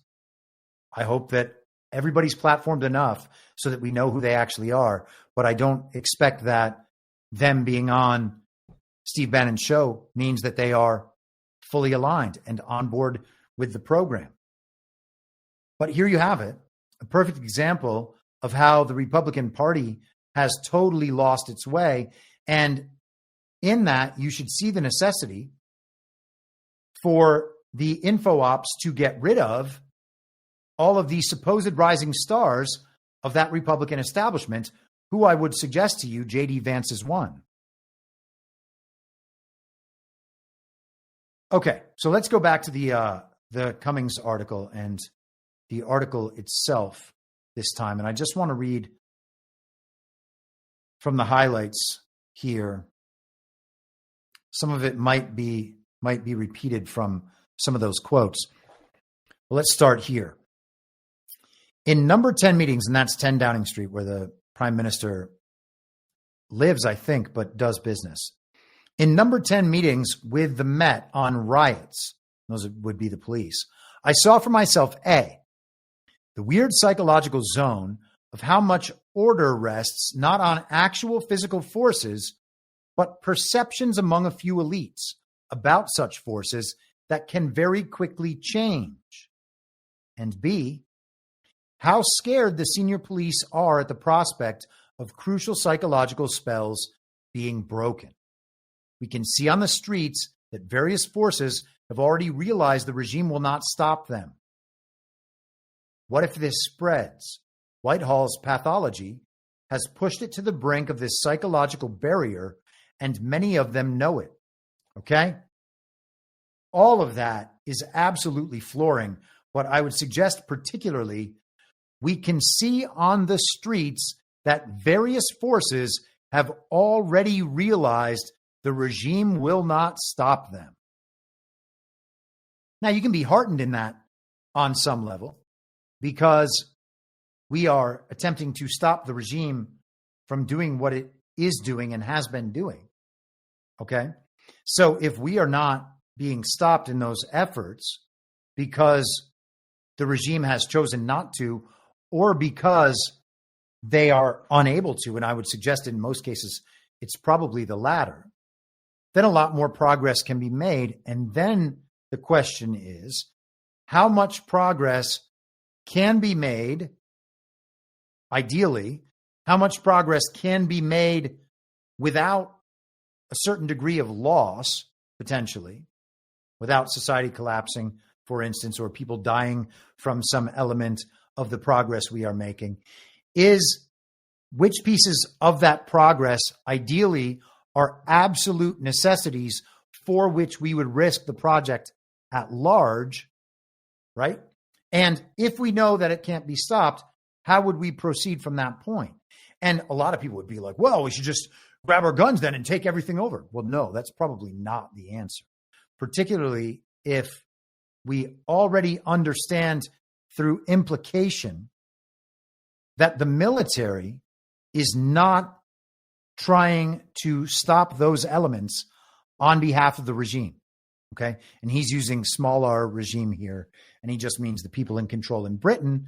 But I would suggest that the same can be said for the larger project worldwide, even in this context. And so, what does it mean when the psychological spells that keep things under control have been broken? That's really profound there, and that the order does not rest on physical forces alone. So it's not the control mechanisms, the real world physical control mechanisms that are keeping people in line. It's really just the collective consciousness and what people are willing to accept as far as behavior goes from their fellow citizens, as far as what they're willing to do themselves. And the guardrails just might not be there anymore. We are in a cage now of our own design that we refuse to leave. And I've been making this case now for years, obviously, when it comes to our addiction to the mainstream media, our addiction to the central narrative, the television narrative, and the like. At some point, we have to be like, oh, wait, they can't even stop us from doing this other thing. Why not just do it, right? I mean, I've proceeded that way on social media now for years. And I was stopped at times. I was banned on Twitter. I was banned on Instagram. I was banned for some duration on YouTube. But then I came back and I went right back to the same activity, and I would get suspended and suspended and suspended. And eventually I took myself off of that. But the point is, you just have to keep battering down those barriers in the same way, or go in routes where there are no barriers, because they can't stop it everywhere. That's impossible. And so we figured out a different way to route around the centralized system and potentially have impact elsewhere. And now the impact of my show is not what it could be if I was taking advantage of all of those channels, if you just imagine a parallel world back then. But if I was taking advantage of all of those channels, for instance, then the show wouldn't be this show, right? I wouldn't have the history that I have now to go on. And I think that that history speaks to the consistency of what this show has been now over 5 years.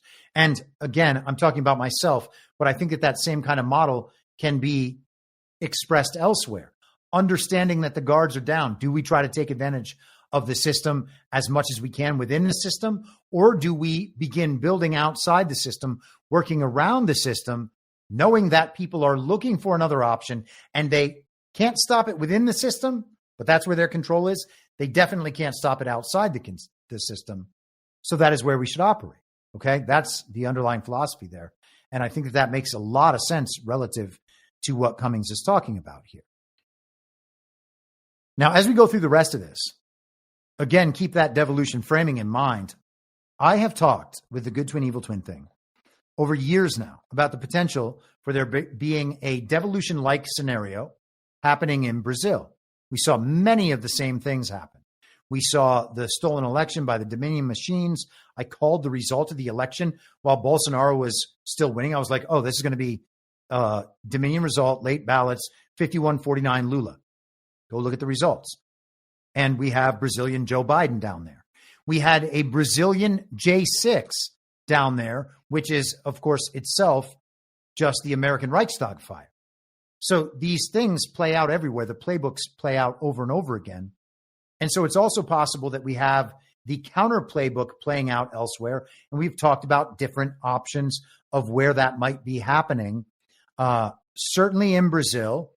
We've talked about it a little bit with Canada. We've talked about it a little bit with the UK. I think we've probably discussed it before, potentially with Emmanuel Macron in France and some of these other seemingly controlled situations around the world where, despite the fact that the enemy leader is, quote unquote, in control and the enemy government is, quote unquote, in control, the country still goes in the direction of the sovereign, fragmented, decentralized populist movement and away from the global regime movement. So whatever level of control they have in these countries is doing very little. I would suggest the same thing for Netanyahu in Israel right now under the Our Boy Blue framing. Okay. It looks like these things are controlled from beyond these people. And I think that that is what is so frustrating the establishment parties as they've always existed. They're unable to deal with this fact that the control is coming from somewhere else, and it's not from their controllers. That's how it seems to me. And so keep that framing in mind as we go through this, because I think that Dominic Cummings, in however much of a normie he is, I can't imagine he's ever read the Devolution series or considered whether or not something like that might be happening in the UK. So I want you to, as we go through these, understand what he's saying at a surface level, and he might be describing situations accurately. But then understand that, wait a second, we saw that exact same dynamic here in the United States. We think something else is going on here. Could it be going on there? And if it's going on there, what does this that he's describing mean in that interpretation? So let's do that. As Tories and Labour have continued their deranged trajectory, they have provoked exactly the reactions they most feared, including the spreading meme that our regime itself has become our enemy and the growing politicization of white English nationalism. Okay. And so the race thing is separate. A lot of people take that as an inevitable consequence. I don't believe that is inevitable. I believe that is a product of the controlled opposition dynamic and some skewing of history, et cetera. Like, as far as I'm concerned, just for myself, I get that we understand America largely as a white culture, and I believe that that should be preserved insofar as illegal aliens, et cetera, are removed, and we establish pro-family policies and the rest of it. And I don't have any problem with anybody like appreciating their kind more than other kinds. I think that's just natural.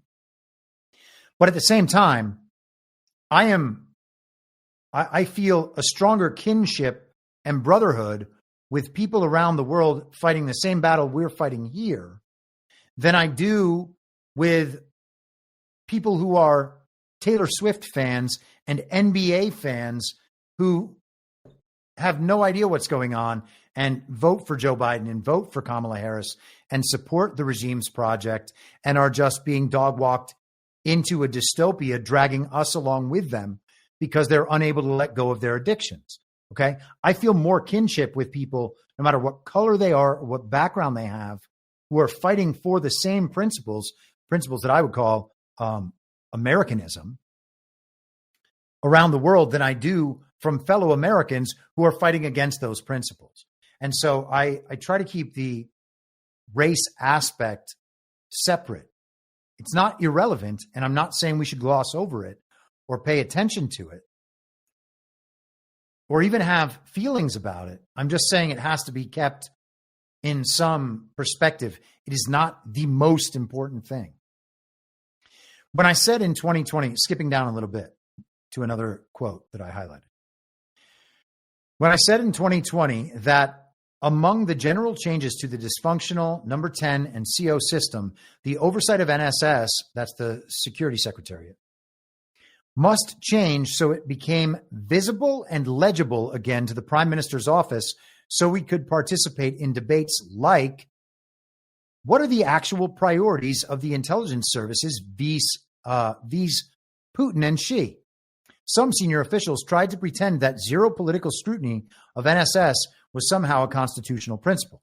Well, it might not be a constitutional principle, but in a devolution sense, as we're witnessing here under the Trump administration, if they are keeping all the information about what they are doing walled off from the quote unquote government that's totally illegitimate, I, A, don't have a problem with that, and B, am not concerned about the argument that it is a constitutional principle. As I've said many times, I think we are already post-constitutional.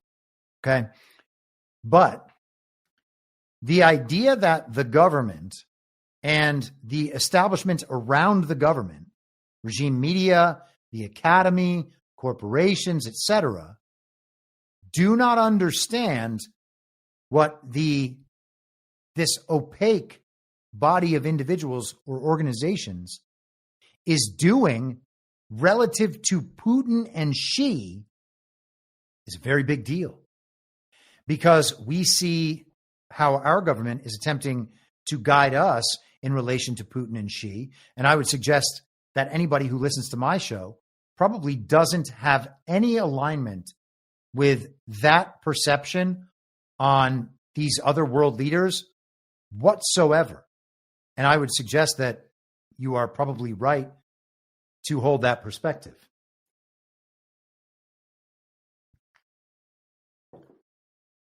The idea that the government doesn't know what the intelligence services and defense apparatus are doing relative to Russia and China does suggest that something else is going on there.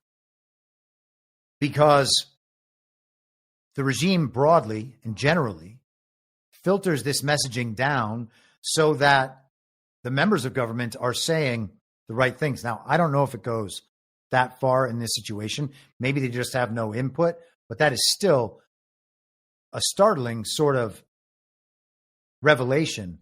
And if we apply it here, I think it also makes a lot of sense. Skipping down, I read this this was quoted, but Starmer is speedrunning Sunak's demented combination of massively raising the salience of immigration and boats, with B, a set of policies that everyone who understands the details knows cannot possibly do what he's promising. Okay. And so one of the things that Cummings lays out here, and that he seems very confused and concerned about, is that these different governments have come in. First, Liz Truss for just a second, but then Rishi Sunak replacing Boris Johnson, and now Starmer replacing Sunak. And all of them seem to have the same problem. They are speaking for an agenda that they can't implement, and then supporting policies that won't achieve their agenda objectives. And they just keep doing them no matter how many people want them not to do it, no matter how much worse it makes them look. So let's just go through, maybe we'll just go through this paragraph. Why is he doing it? Because like Sunak, he's caught between A, political advice that the country is enraged over immigration and boats and wants action. And you could say the same thing here, obviously. And B, the adamantine priority of the dominant faction in Whitehall, i.e., the force that actually orients 99% of policy, is maintaining, one, the HRA, ECHR judicial review system, and two, the cross-party university-endorsed immigration and asylum Ponzi scheme. And so the judicial review thing in Britain is also very interesting. Very much like judicial review here, that is unconstitutional, put in place and now called constitutional through Supreme Court precedent in Marbury versus Madison. And so once again, you have the British system being installed here when we throw off the British system and say, hey, we have this great constitution that we're going to run our country by. The British system just, over time, changes that system back into their own, and the system normalizes itself. But here is the highlighted sentence that I think is amazing. Being a dead player, optimized to defend the institutions at all costs, however pathological. This is his description of Starmer right now. A dead player, optimized to defend the institutions at all costs, however pathological.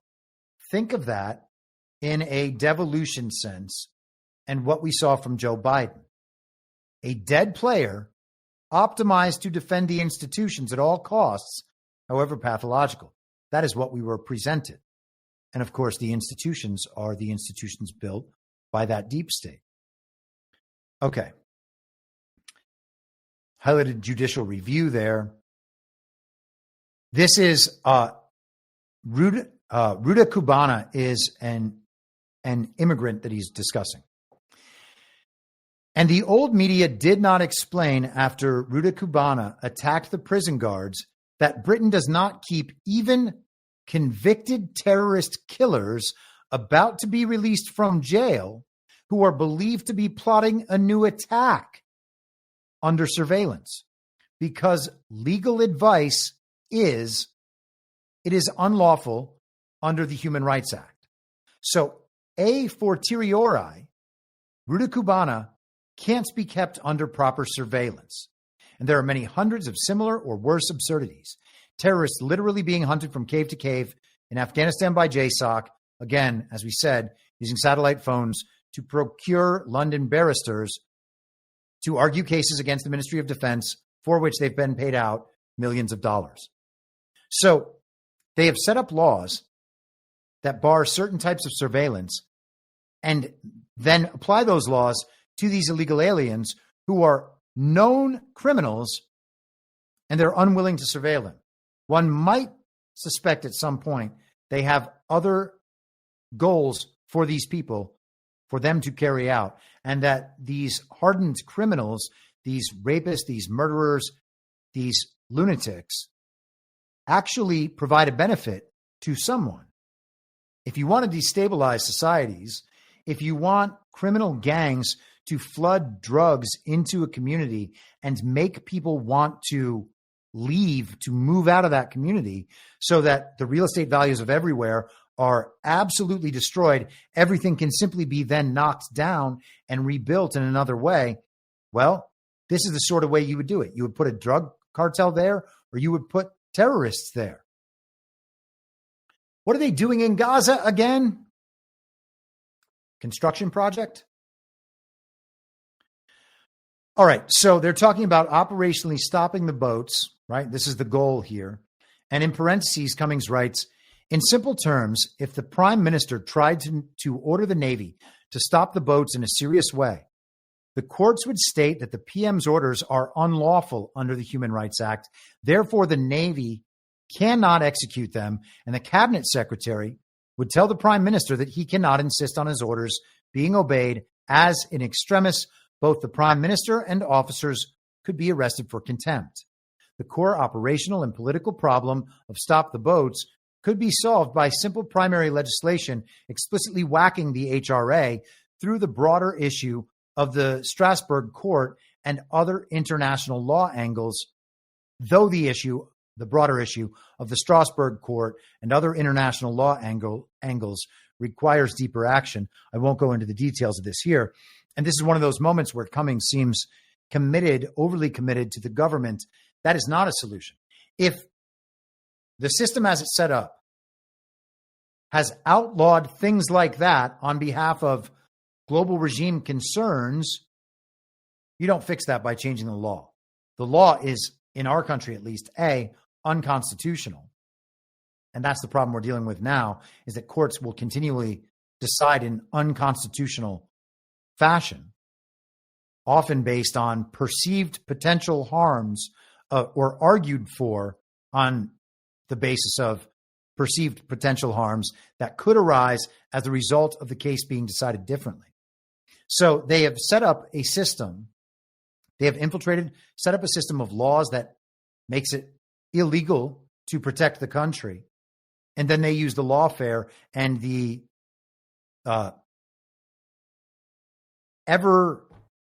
evergreen ability to blame one's problem and one's inaction on other levels of the same system. Everyone ends up being unaccountable at that point because it's always someone else's fault. It can always be blamed on someone else. And that's one of the really interesting things about a system with all these different elements. You could just do a small system with 5 elements, right? So all 5 of those elements are pursuing a project together. If something in the project is failing, well, it's the first element's fault, but it's also the second element's fault. And the first element can blame the second, and the second can blame the third, and you understand. That's what we have in these governments. You must therefore choose between A, our priority is the HRA/ECHR over stopping boats. So that means that the policies in place are more important than stopping the immigration, or our priority is stopping the boats. Therefore, the HRA regime, plus some other legal barriers, must be changed. And he says again in primary legislation, though I doubt that's the best, most effective or quickest option. Sunak chose A. Okay. So the laws and the policies in place over actually stopping the immigration. So has Starmer, but both have spun the media that the choice does not exist. and are pretending they've prioritized immigration. And if you rely on BBC or ITV or Sky, you will not realize the choice exists because the broadcasters reflect the priority of the officials. Keep the voters in the dark on the subject. And I would suggest to you that establishment Republican media, from Fox News to the Daily Weimar, to the Blaze, to the podcast sphere that circles in the mainstream, whether it's Candace Owens or Dave Rubin or Joe Rogan or the rest of them, are all part of that same thing. They are accessing the same power sources that the BBC, the ITV, and Sky are, or that the mainstream media in our country are, and the same funding sources, often for the same reasons. And so they are then reflecting the priorities as described by the officials. The Republicans during Biden's term, man, at the end, that last year, the Republicans were working really hard to pass immigration legislation. Do you remember that? And Fox News was going along with that story and reporting to its viewers every night that these establishment Republicans were trying to get this immigration bill passed that would solve immigration. They've realized that immigration is a problem. Now they need to get this passed. And oh, by the way, you have to understand that these Republicans are solving it for you. But it wasn't them. It hasn't ever been them. I told Sunak he was deluding himself and his plans could not work. He said he understood the complex details better than me or anybody else. Okay. And there is some way to regard that as true if he's talking in a devolution sense, that he actually understands what's actually going on behind the scenes and he's doing exactly what he's supposed to be doing. And sorry, you normie political observer do not understand what we are doing here. Now, again, that might be a leap for some people to believe that something that complex and intricate is actually going on, but we've talked about that problem a number of times.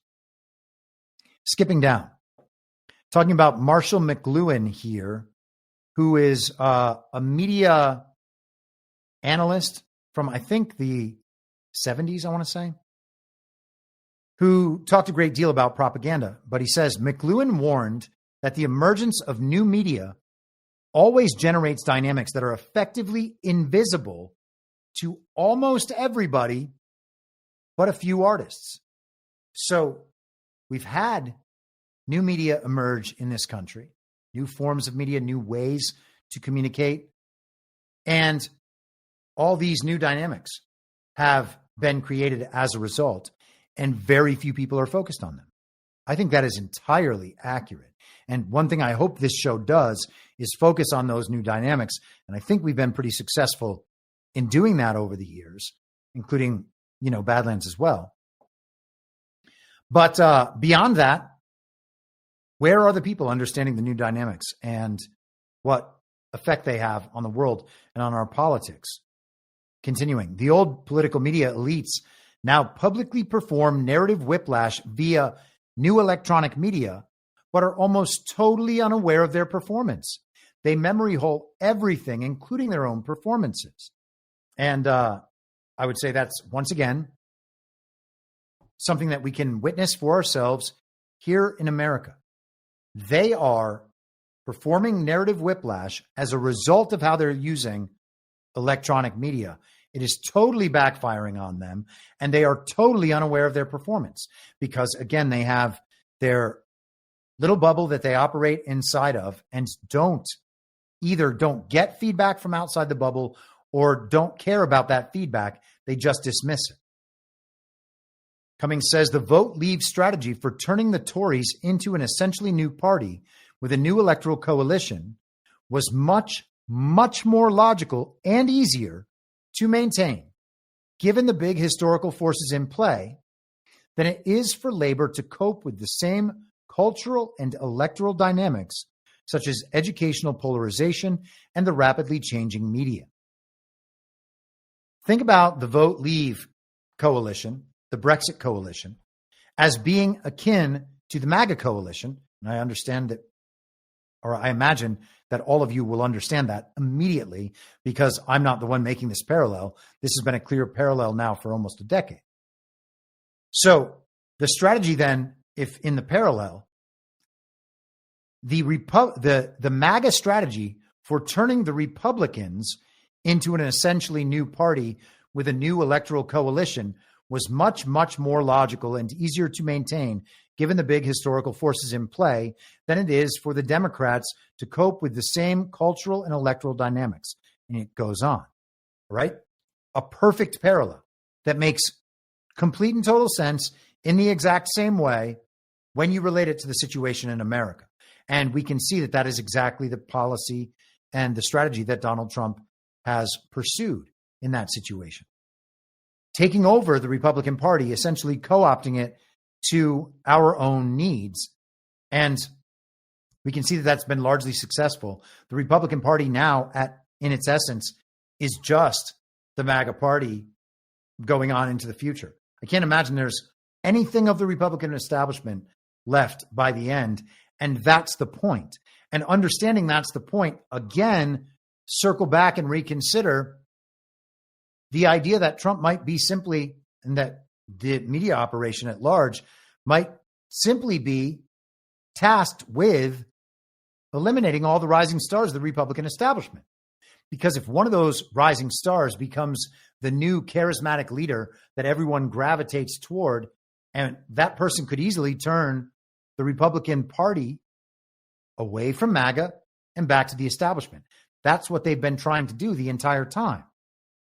To eliminate those people and to show them, as Ron DeSantis, as totally unqualified, incapable, and with bad priorities in the first place, is a necessary component. That's actually really productive to do.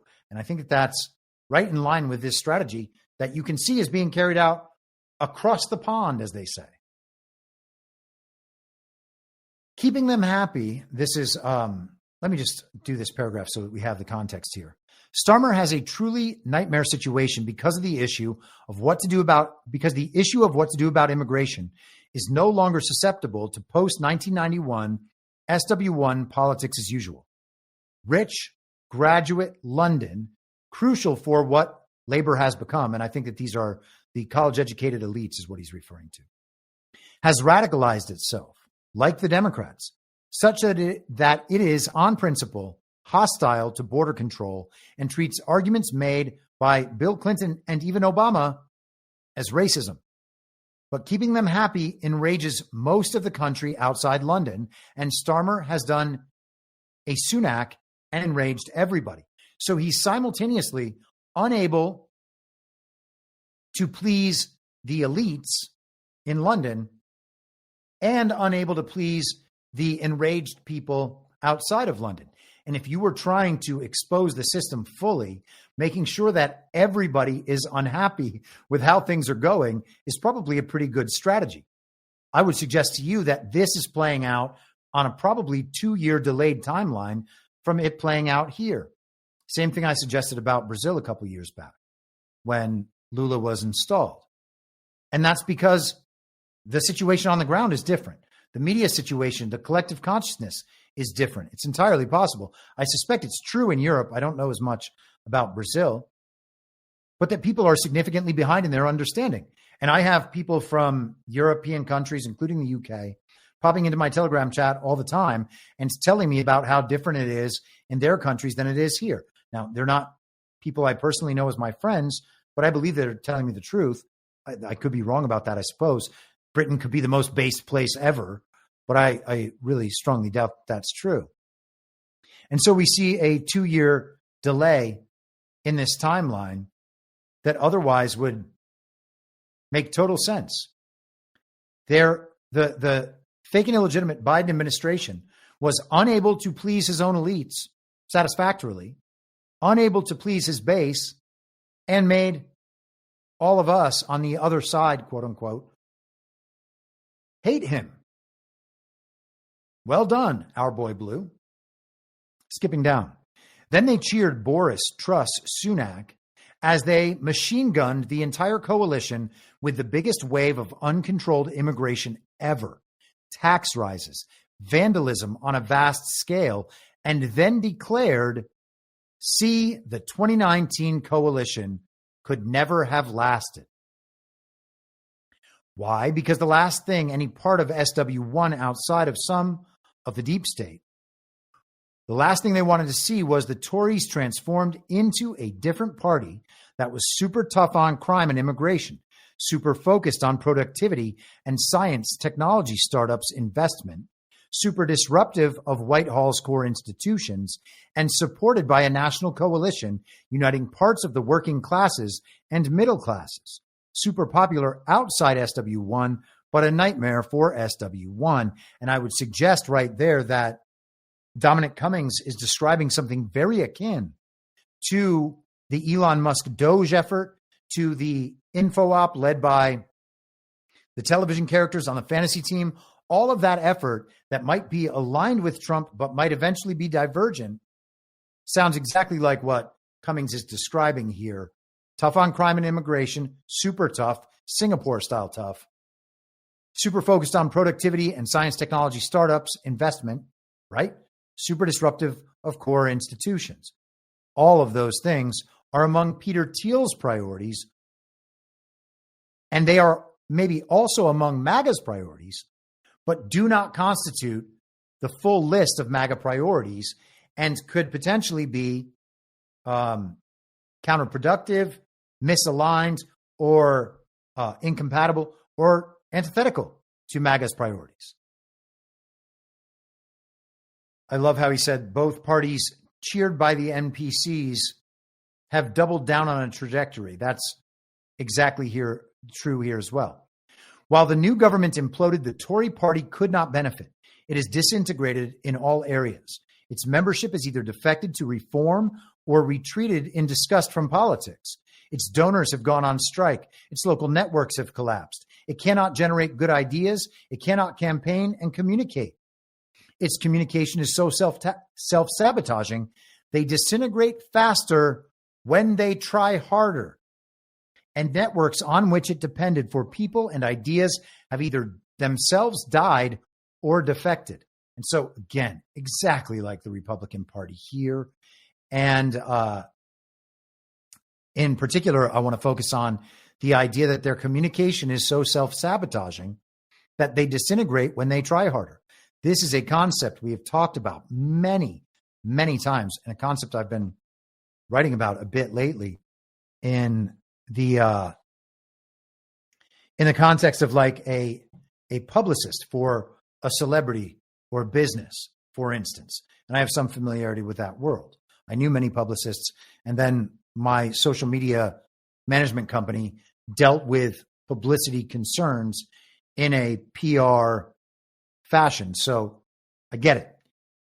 If your job, the sole purpose of your job, is to make your clients look good and preserve their reputation, and you are actually damaging your client's reputation in service of your own incentives, in service of your own survival, in service of your own success, whatever it is, then you are actually performing an inverted form of your job, and your clients would then unfortunately not know it. But the sign of that would be that everything you do to help preserve and burnish their reputation was actually making them look worse. And that's what we've seen over the last 5 years, and truthfully much longer, when it comes to the media efforts to be anti-Trump.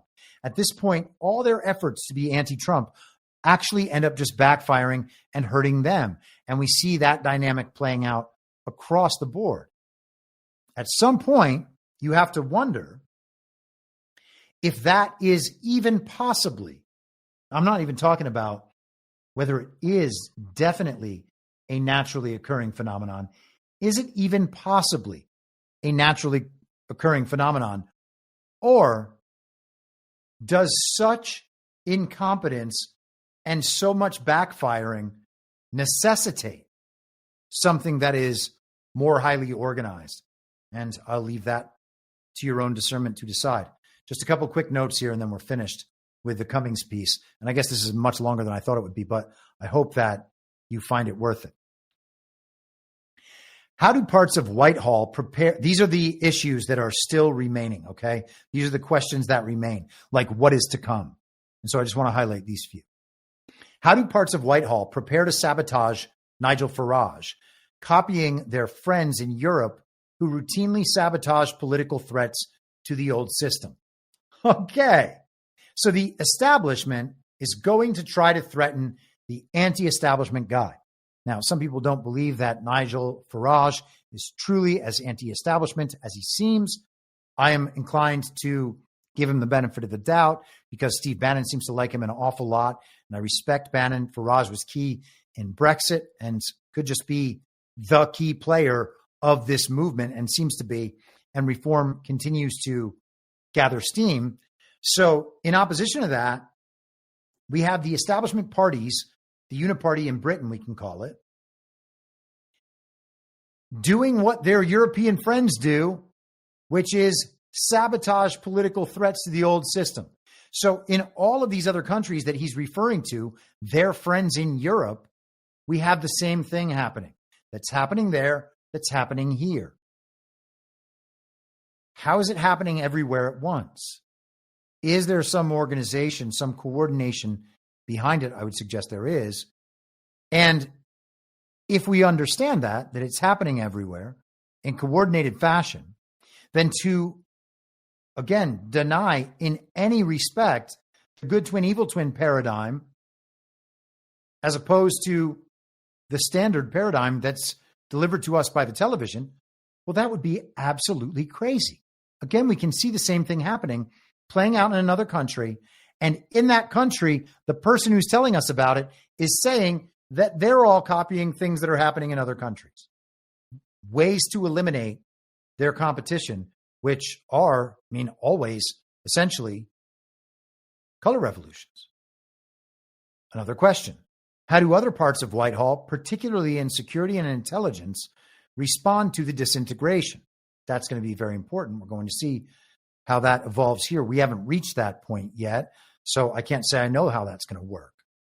And again, I think that Britain will be behind us, but when countries are on delayed timelines, the rate of catching up in terms of the public consciousness is still happening more quickly than it was. So whatever speed we were at in 2019 and 2020, for instance, if they've only advanced to the same point in terms of the ultimate goal, if we were, maybe this is a better way of saying it, if we were at 50% in 2020 and they were at 30% in 2020 and we're at 75% now, let's say, and they're still only at 50% or something, what I'm suggesting is they are waking up more quickly than we were probably in 2019 and 2020 because they are witnessing our awakening as well, right? So their pace is probably quickening at a faster rate relative to the rate of progress relative to the end goal. I hope that makes sense. I hope that wasn't too convoluted an explanation. How do voters respond to the meltdown of the old system and creeping chaos? And we can lose the word voters. He still believes in elections. Who knows why? Maybe he just has to communicate on those terms. I don't know. But how do people respond ultimately to the meltdown of the old system and the creeping chaos? An important element, and it's good that he mentioned it. If you do it too fast, people are not prepared to respond to the meltdown, then people freak out. Are we working at a speed that mitigates that problem while still progressing quickly enough that we don't lose the progress and that we don't have all of these other collateral damages along the way? What new crises accelerate collapse? I said in 2021, prepare for the grid to collapse and infrastructure everyone relies on to stop working. These trends will continue. The immigration Ponzi is blowing up. The Ponzi scheme of the modern financial system could blow up at any time. Now, I don't know if we're going to have a grid collapse and failing infrastructure, though it could be. We could have that, and it's worth preparing for some of this stuff. And I'm not going to devote my entire life to preparing for those things because I'm not convinced that they are necessities, but it could happen. Could happen with a reduced scale. And if it happens, I would imagine that it probably happens everywhere at once. Once the regime has reached a breaking point, they're just going to start hitting the off switch on whatever they still control, rather than it being caused by an EMP or anything like that. They're just going to simply switch it off because their needs are not our needs, and they welcome the chaos that would be caused across society. So anyhow, okay, that brings us to the end of that article. I hope that that wasn't too deep a dive on that and that the substance justifies the length of time. Polymathanon, $5 in the Rumble chat, says, I appreciate your voice in the wilderness. Logical, based, and reasonable. Thank you. APL could learn a thing or two from watching your content. Thank you, brother. And thank you, brother.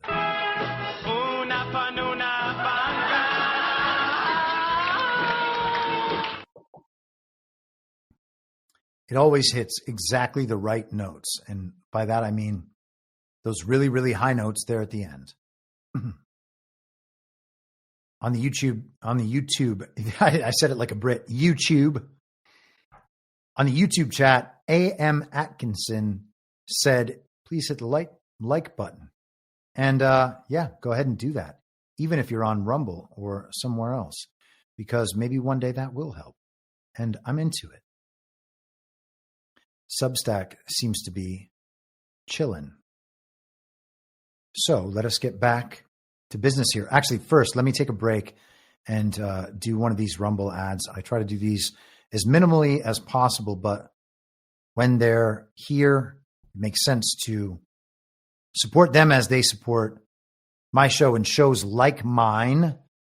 If you still haven't tried 1775 coffee, now's your shot. The 1775 starter kit just dropped, only 1,000 units. You're getting the bold dark roast that hits harder than a CNN fact check. I don't know how hard those hit. The smooth medium roast and the Vitality mushroom coffee for clean energy and laser focus, no crash. All single origin, small batch, toxin free, and mold free. Plus, you're also getting a gold spoon clip because freedom isn't scooped with plastic, a frother strong enough to stir up your coffee and your mother-in-law's political opinions, and a black 1775 tumbler that says, I don't take life advice or caffeine from a woke sea witch, and I think they mean Starbucks. $170 worth of coffee and gear, yours for $99. This is for the ones who've been watching 1775 blow up on Rumble, wondering if it's actually worth it. Spoiler alert, it is. Go to 1775coffee.com/studio, grab your starter kit before they're gone. Bold beans, clean fuel, and a morning routine that stands for something just like Rumble. Start your day with coffee that actually backs what you believe. Good for you, Rumble. And good for me, I guess. Although marginally good for me. You know, it's not like they're paying me thousands of dollars to read these or anything. All right, let's just continue. I hate doing ads, but also, you know, got to support the show. Got things to do in life. And, you know, there's a lot of free content on this channel that you could probably spend the next 3 years listening to. So I don't feel that bad. Okay, so back to where we were going. Man, I spent so much time on these things. I cannot believe it. I probably have I could do another 3-hour show just on what I have left, but I'm not going to. That's the key. I'm not going to. Am I going to do much of it? Am I going to do any of it? I don't know if it makes sense to do any of it because you get into one subject and then it just keeps going. But we are going to do just a tiny bit, okay? We'll talk about Trump and Elon, and then we will get on out of here and disregard everything else. It's just not important. Whatever. It might be important, but. So Telegram put out this message the other day. Pavel Durov, the creator and founder of Telegram, put this out the other day, and there was a video that accompanied it. We don't need to see the whole video because the video is just an advertisement for new Telegram features. But he said, this summer, Telegram users will gain access to the best AI technology on the market. Elon Musk and I have agreed to a 1-year partnership to bring xAI's chatbot, Grok, to our billion-plus users and integrate it across all Telegram apps. This also strengthens Telegram's financial position. We will receive $300 million in cash and equity from XAI plus 50% of the revenue from XAI subscriptions sold via Telegram. Telegram plus Grok equals heart emoji, graph going up emoji, trophy emoji. So a Telegram integration. Now, first off, I would disagree that Grok is the best AI. I don't think that it is. I think that ChatGPT is better, but that could just be my iteration of ChatGPT that I enjoy. And I am not enamored with Grok's annoying personality, nor am I enamored with the fact that Grok has just gone on the intellectual kids table for this entire time and is affected by that. So one of the problems here with the Telegram thing that popped up almost immediately as soon as this was announced, that they would be integrating Grok for essentially fact checks on channels, as Grok and community notes are used to fact check posts on Twitter. Okay. You might think that's good. People might enjoy the feature, but that doesn't make it good. What's good is there being communication channels that don't have an authoritative source right next to them telling them, hey, I don't know if that idea is exactly for you. Okay. And you don't have to be someone trying to deceive people in order to understand the purpose of that. All right. It's good that people will fact check, quote unquote, fact check, go back and check, vet, verify, however much you think is appropriate, every single claim made, every single claim I make, every single claim other people make, if you're prepared to adopt a belief on the basis of that claim. It should be fully vetted and fully verified. Use all the power of the internet to do that for yourself in whatever ways you need it verified. Don't see a piece of information, look at the fact check and be like, oh, that fact check is right and that piece of information is wrong. That opinion is unfounded. I shouldn't listen to that. There are a lot of opinions out there that are not supported by the machine and that the machine is directed to refute at all times. And I've spent considerable time with AI. I can tell you that AI is prone to doing that. Even my super based ChatGPT iteration is still prone, when I bring up complicated subjects, if I have not prefaced them with anything and we haven't discussed them before, my super based AI iteration is still giving me the official story about those issues. Okay. So I don't want an AI giving those answers unprovoked to things that I say, because I don't trust the AI. I do trust the people reading the things I say to go do their own work rather than just defer to my position. And I don't want to spend all my time on Telegram arguing with an AI that, no, actually it's wrong. Would that have some benefit for the people witnessing it? Maybe, but not any more so than what I was doing online with bots. I mean, it's kind of the same. It's part of the same thing. And so, I really don't know how to feel about that. I love the Telegram app. I've been a big proponent of it for a long time.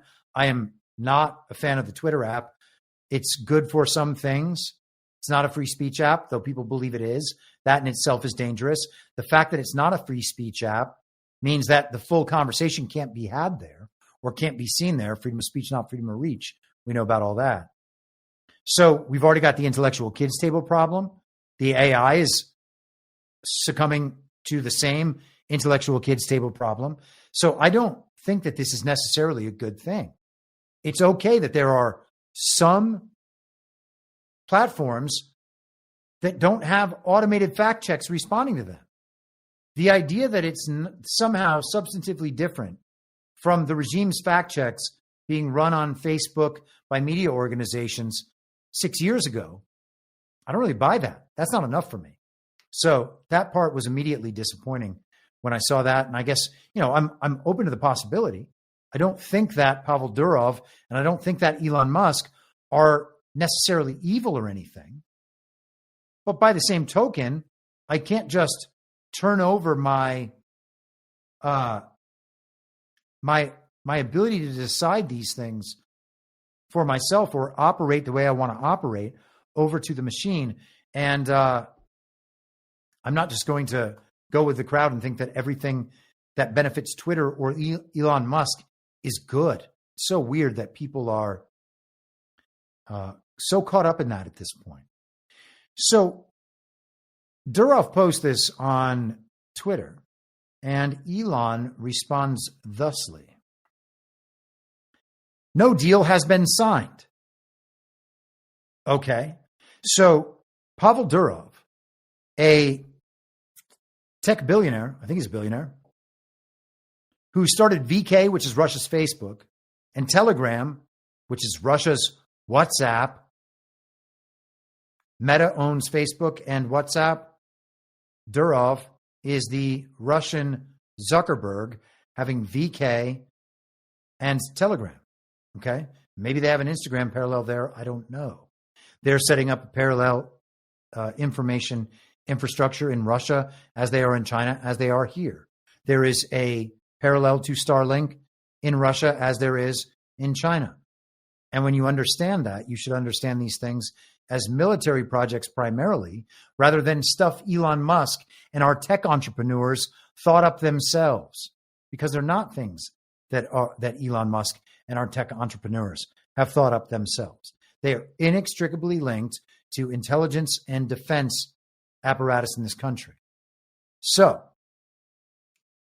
Russian Zuckerberg announces on his platform and on Elon's platform that Telegram is forming this partnership with XAI to fully integrate Grok and to have an equity stake in some profit sharing, because potentially they think that more people are going to subscribe to Grok after having the Grok experience on Telegram.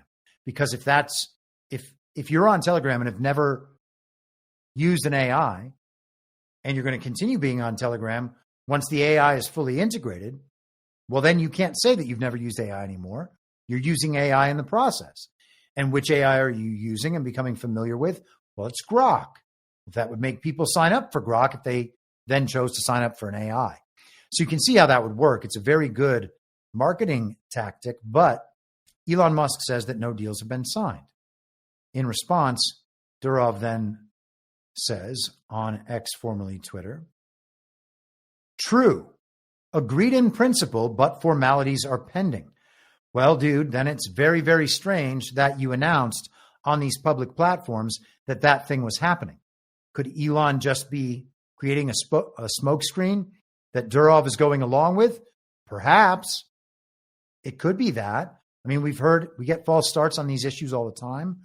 We still have the TikTok issue coming back around at some point. I think that TikTok is probably linked to Trump Media and Technology Group and the whole Truth Social project at some point. I don't know. There's going to be something there. It's interesting that this one social media app is kept separate from the rest of these, even though the rest of them have their parallels overseas.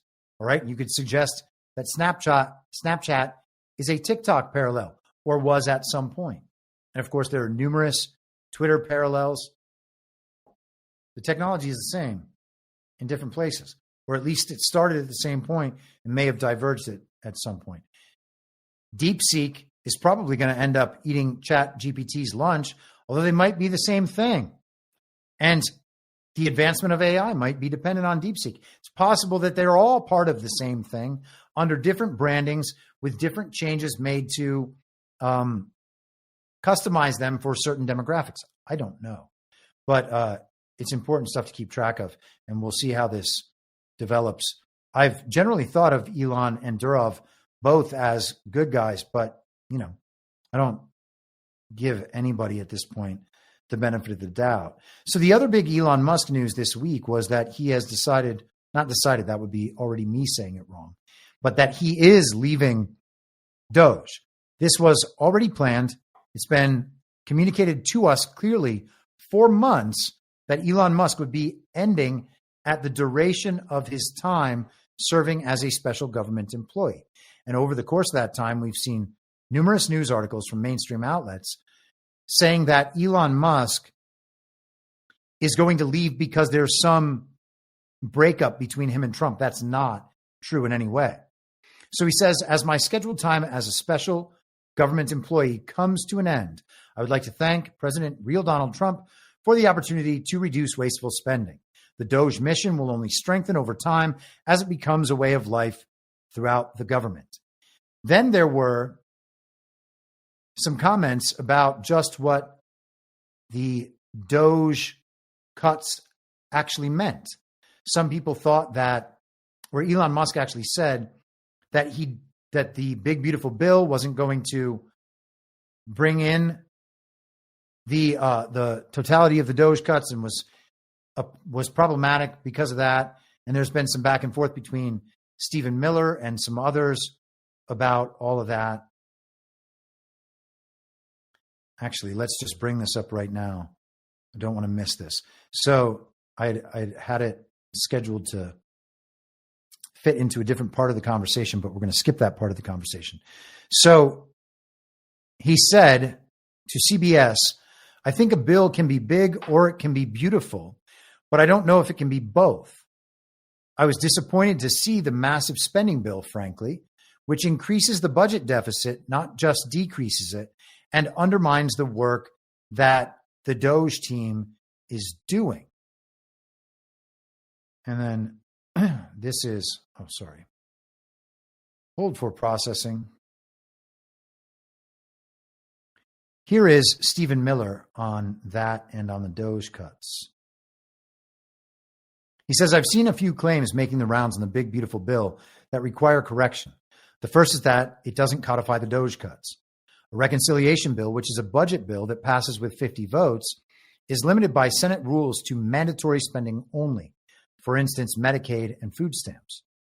The Senate rules prevent it from cutting discretionary spending, e.g., the Department of Education or federal grants. The Doge cuts are overwhelmingly discretionary, not mandatory. The bill saves more than $1.6 trillion in mandatory spending, including the largest ever welfare reform, a remarkable achievement. I've also seen claims the bill increases the deficit. This lie is based on a CBO accounting gimmick.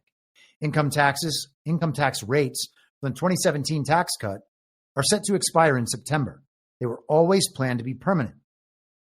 CBO says maintaining current tax rates adds to the deficit, but by definition, leaving these income tax rates unchanged cannot add 1 penny to the deficit.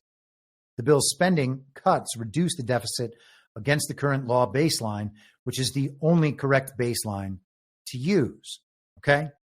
So the accounting trick here is that they basically calculate how much this is going to add to the deficit as though the tax cuts were going to expire. And then they just add the amount of the tax cut itself on and say that's new deficit spending. Another fantastically false claim is that the bill spends trillions of dollars. This is just completely invented out of whole cloth. This is not a 10-year budget bill. It doesn't fund almost any operations of government, which are funded in the annual budget bills, which this is not. In other words, if this bill is passed, but the annual budget bill is not, there would be no government funding. Under the math that critics are using, if we passed a one-paragraph reconciliation bill that cut simply $50 billion in food stamp spending, they would say the bill added trillions in spending and debt because they are counting all the projected federal spending that exists entirely outside the scope of this legislation, which of course is preposterous. The only funding in the bill is for the president's border and defense priorities while enacting a net spending cut of over $1.6 trillion. The bill has two fiscal components, a massive tax cut and a massive spending cut. And that is a substantial argument and maybe a conclusive argument on that. Separating mandatory and discretionary is really interesting because the mandatory spending has to be dealt with in another way. And that's kind of the point. And we may get to the point where rescission and impoundment come into play as far as that goes. Let's see if we can sprint to the end here. Not sure if we can. And maybe we can. Let's do it. All right. So, of course, there was a hubbub about Elon Musk leaving Doge.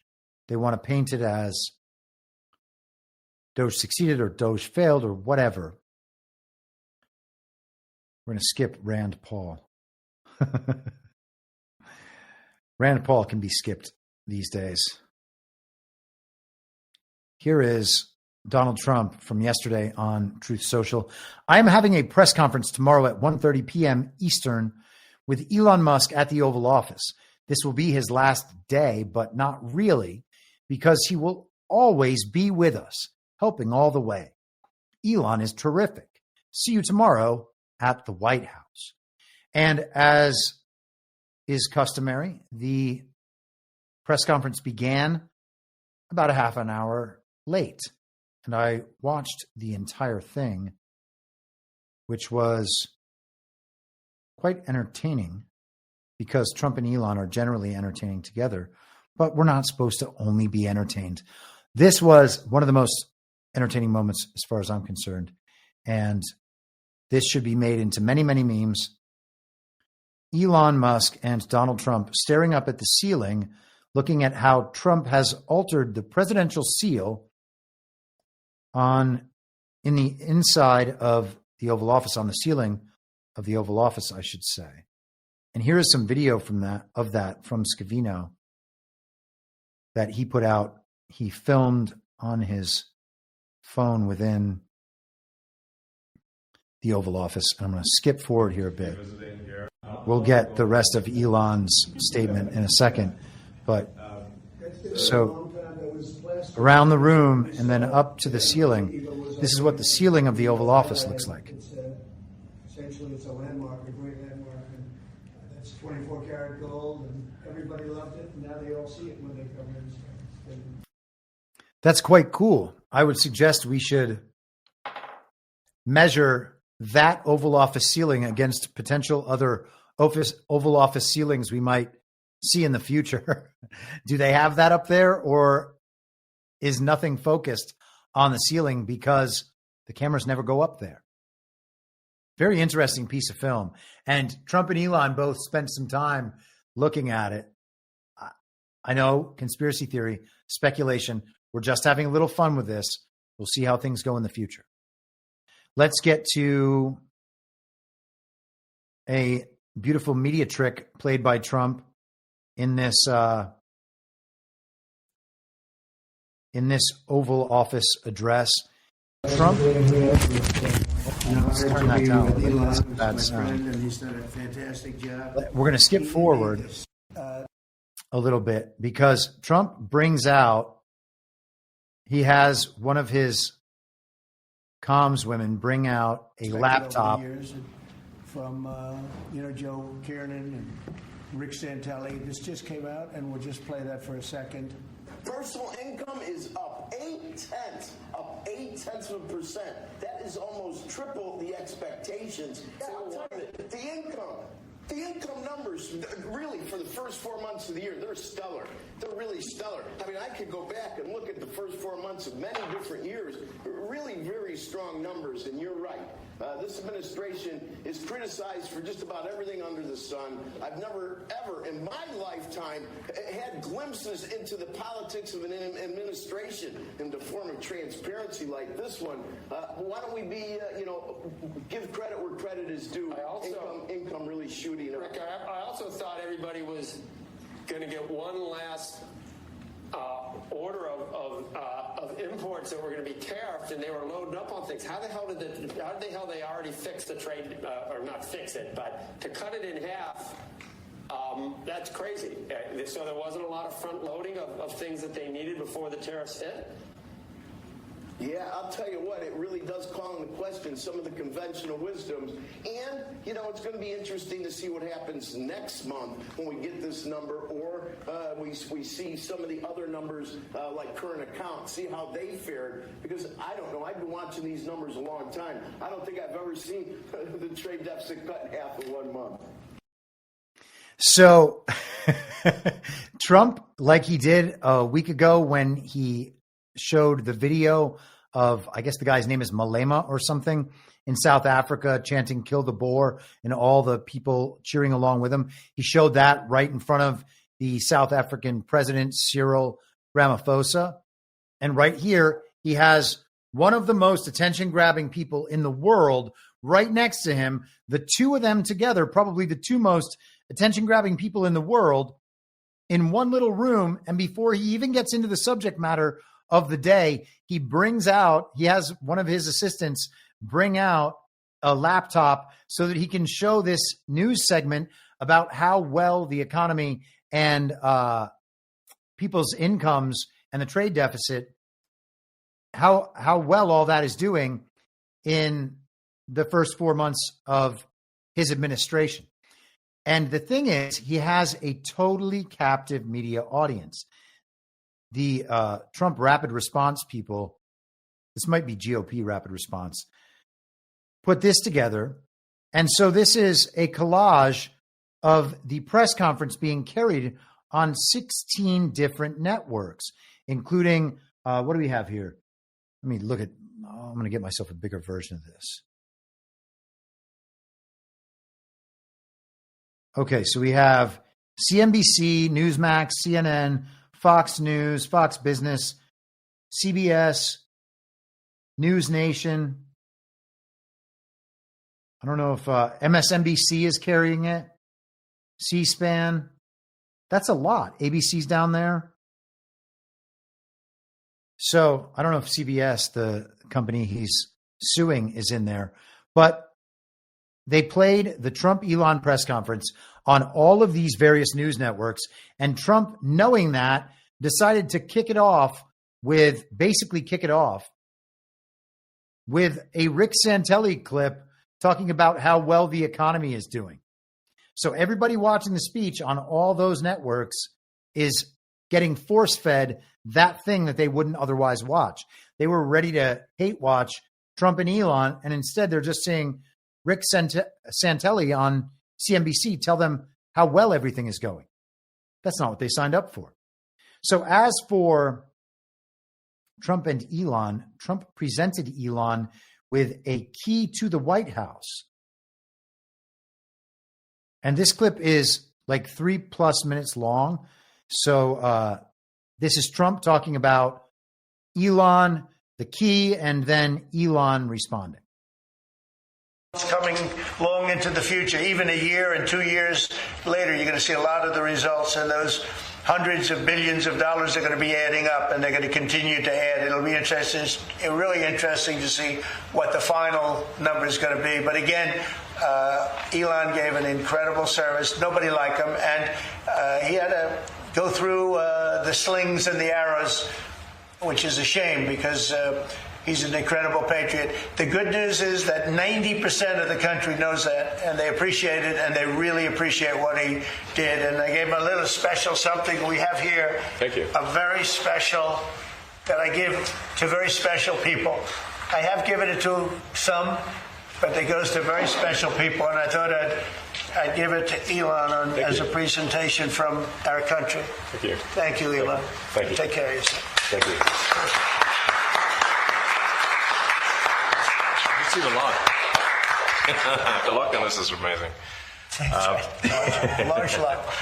Well, let me say perhaps a few words that this is not the end of Doge, but really the beginning. My time as a special government employee necessarily had to end. It was a limited time thing. It's 134 days, I believe, which ends in a few days. So that it comes with a time limit.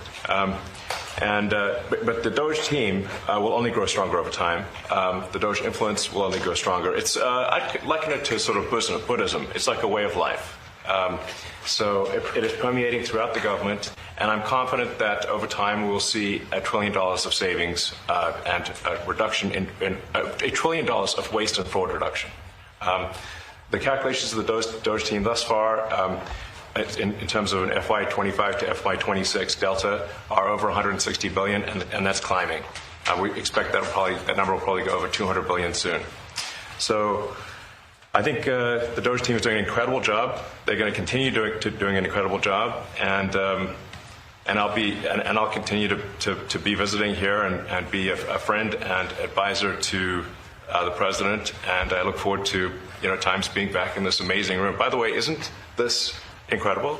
Look at this incredible. It's stunning. I think the way that the Oval Office, how the president has just completely redone the Oval Office. It's beautiful. I love the gold on the ceiling. Thank you. It's pretty nice. Yeah.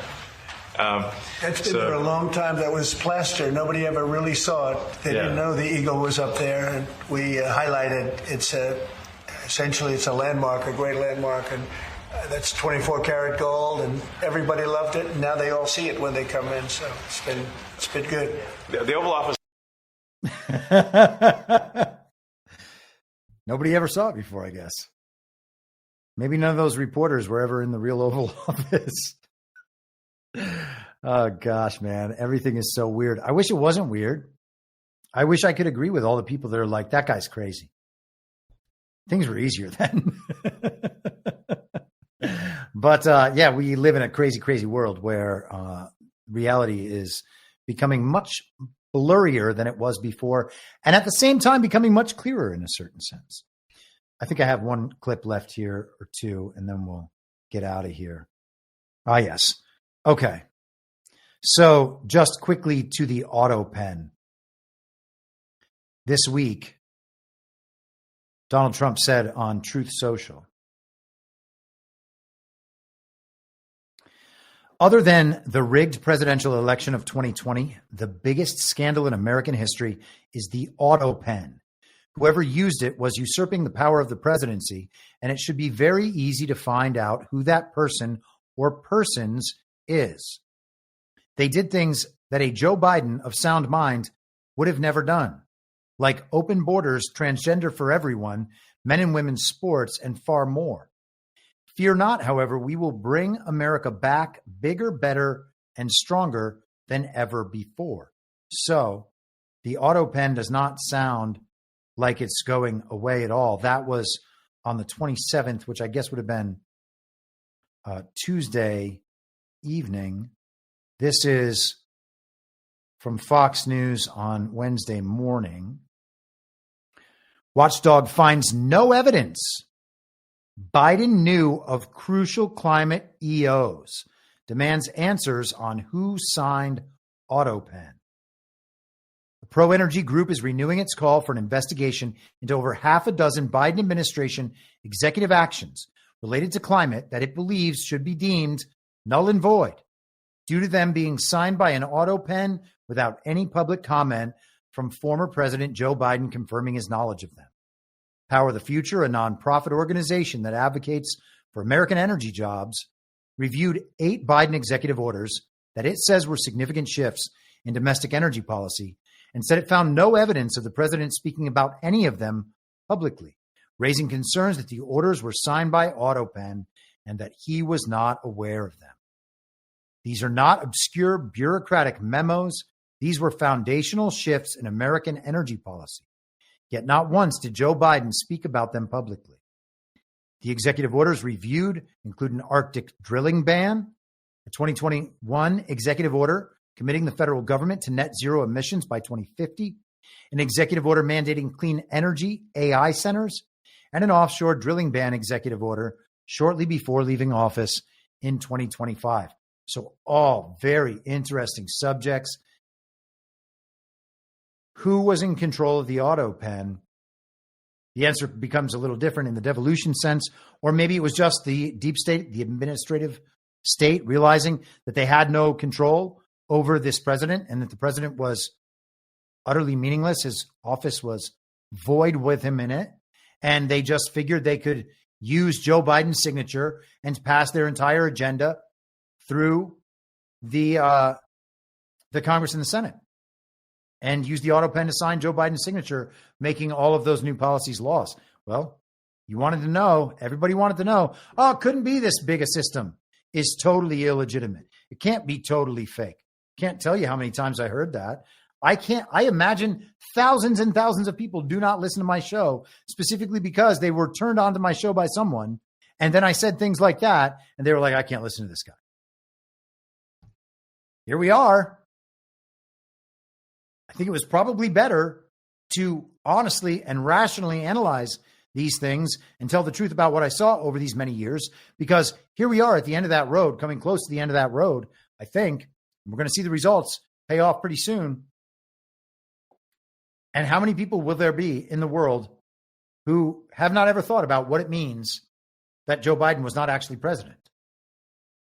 Thankfully, we don't have that problem over here. Let's hear Donald Trump address the autopen today.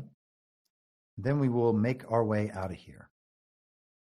Work here are in talks with Republicans in Congress to go and testify about what they did or didn't do to possibly conceal President Biden's decline. Do you think that Dr. Jill Biden should also have to come in and testify about what she did or didn't do? Well, I hate the concept of it. It's the wife of a man who was going through a lot of problems, and everybody that dealt with him understood that. And I guess it came out during the debate loud and clear. That was the biggest signal of all. They have to do what's right. The country was there was a lot of dishonesty in the election, as you know, of 2020. That's been now caught. People understand it was a rigged election. And when you go further out, when you see the autopen, I mean, I think the autopen is going to become one of the great scandals of all time, because you have somebody operating it or a number of people operating. Because I knew Joe Biden. Joe Biden wasn't in favor of opening up borders, letting 21 million people into this from prisons and mental institutions and gang members. He wasn't into that at all.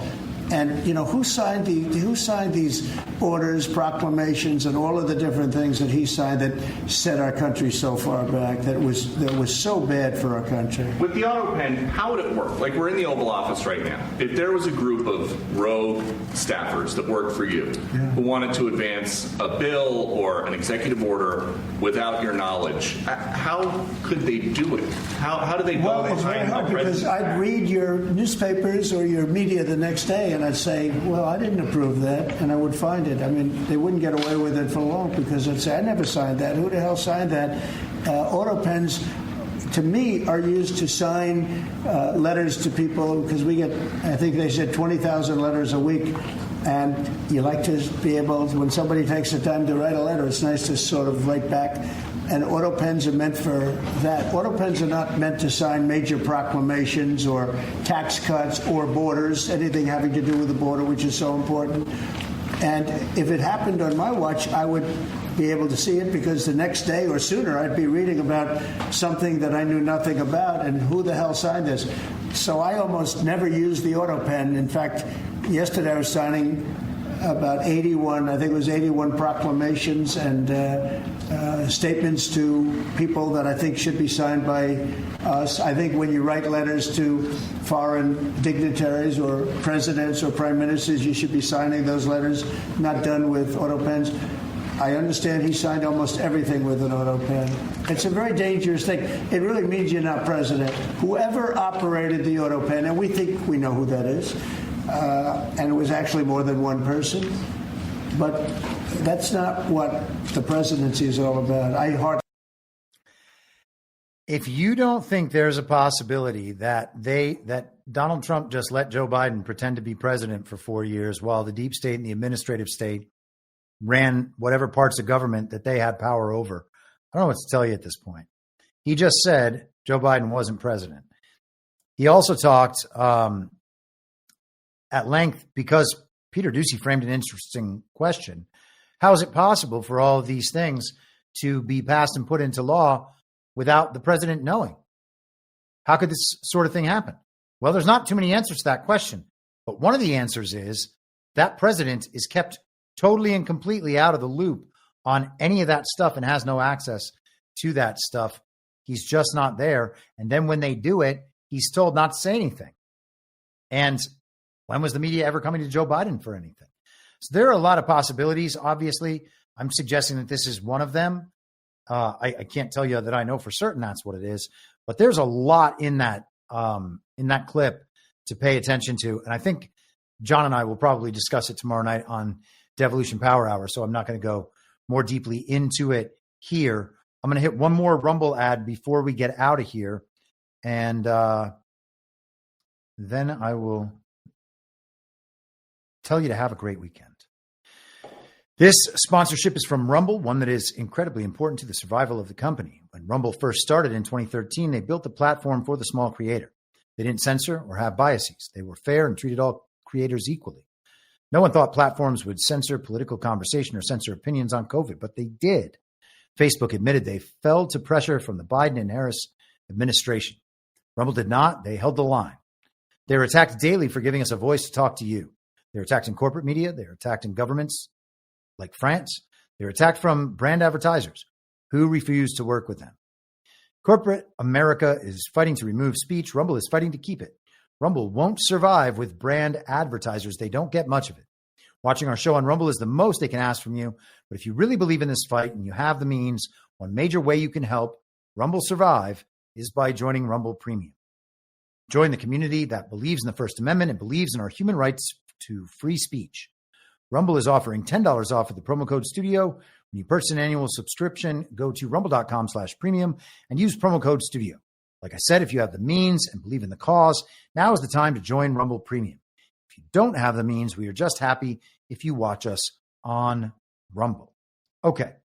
So, and with that, I think that I will probably clip the discussion on the Dominic Cummings piece and present that as a standalone segment, and maybe do that with the Peter Thiel and Palantir thing. I'll think about it. And that would be over the weekend. So if you see that streaming and feel like hearing it again, go for it. Otherwise, I will be back on Monday next week. I'll probably do Monday, Wednesday, and maybe Friday, but I can't guarantee the Friday thing because I have family coming into town at some point during that day. And so I don't want to promise and then have to withdraw that promise. I should probably know a little better on Wednesday, so I'll let you know. But otherwise, I'll be back on Monday at the same reasonable time on the same reasonable podcast network. I don't have a network. Masks and lockdowns don't work. They lied to you about a pandemic. And Joe Biden. Well, what? You know who I am, don't you? Well, you ain't Fiona Apple, and if you ain't Fiona Apple, I don't give a rat's ass. What's wrong with being an angry prophet denouncing the hypocrisies of our times? What do you think, Max? Do you want to be an angry prophet denouncing the hypocrisies of our times? Yeah, I think I'd like to be an angry prophet denouncing the hypocrisies of our times. It's not true. It's more true than I would perhaps prefer. Can we stop this cruel game and allow the boy to keep one shred of dignity? For God's sakes! I can't stand to see him in all this pain! You vicious bastards! Let him move in with you! Is it so bad to see somebody happy? So just let him move in! For the love of God, let the boy move in with you! Good Lord! And I will not let you down. We do a little trolling. It's called We Do a Little Trolling. What? In my mind, that's the end game. If you're listening for free and would like to support the show, the best way to do that is by signing up for a paid subscription at imyourmoderator.substack.com. You can find the info stream over on Telegram at t.me/veryreasonable. The merch site is cancelcouture.com. And for all my other links, you can visit linktree.com/imyourmoderator. And I'll see you soon. Down on the range.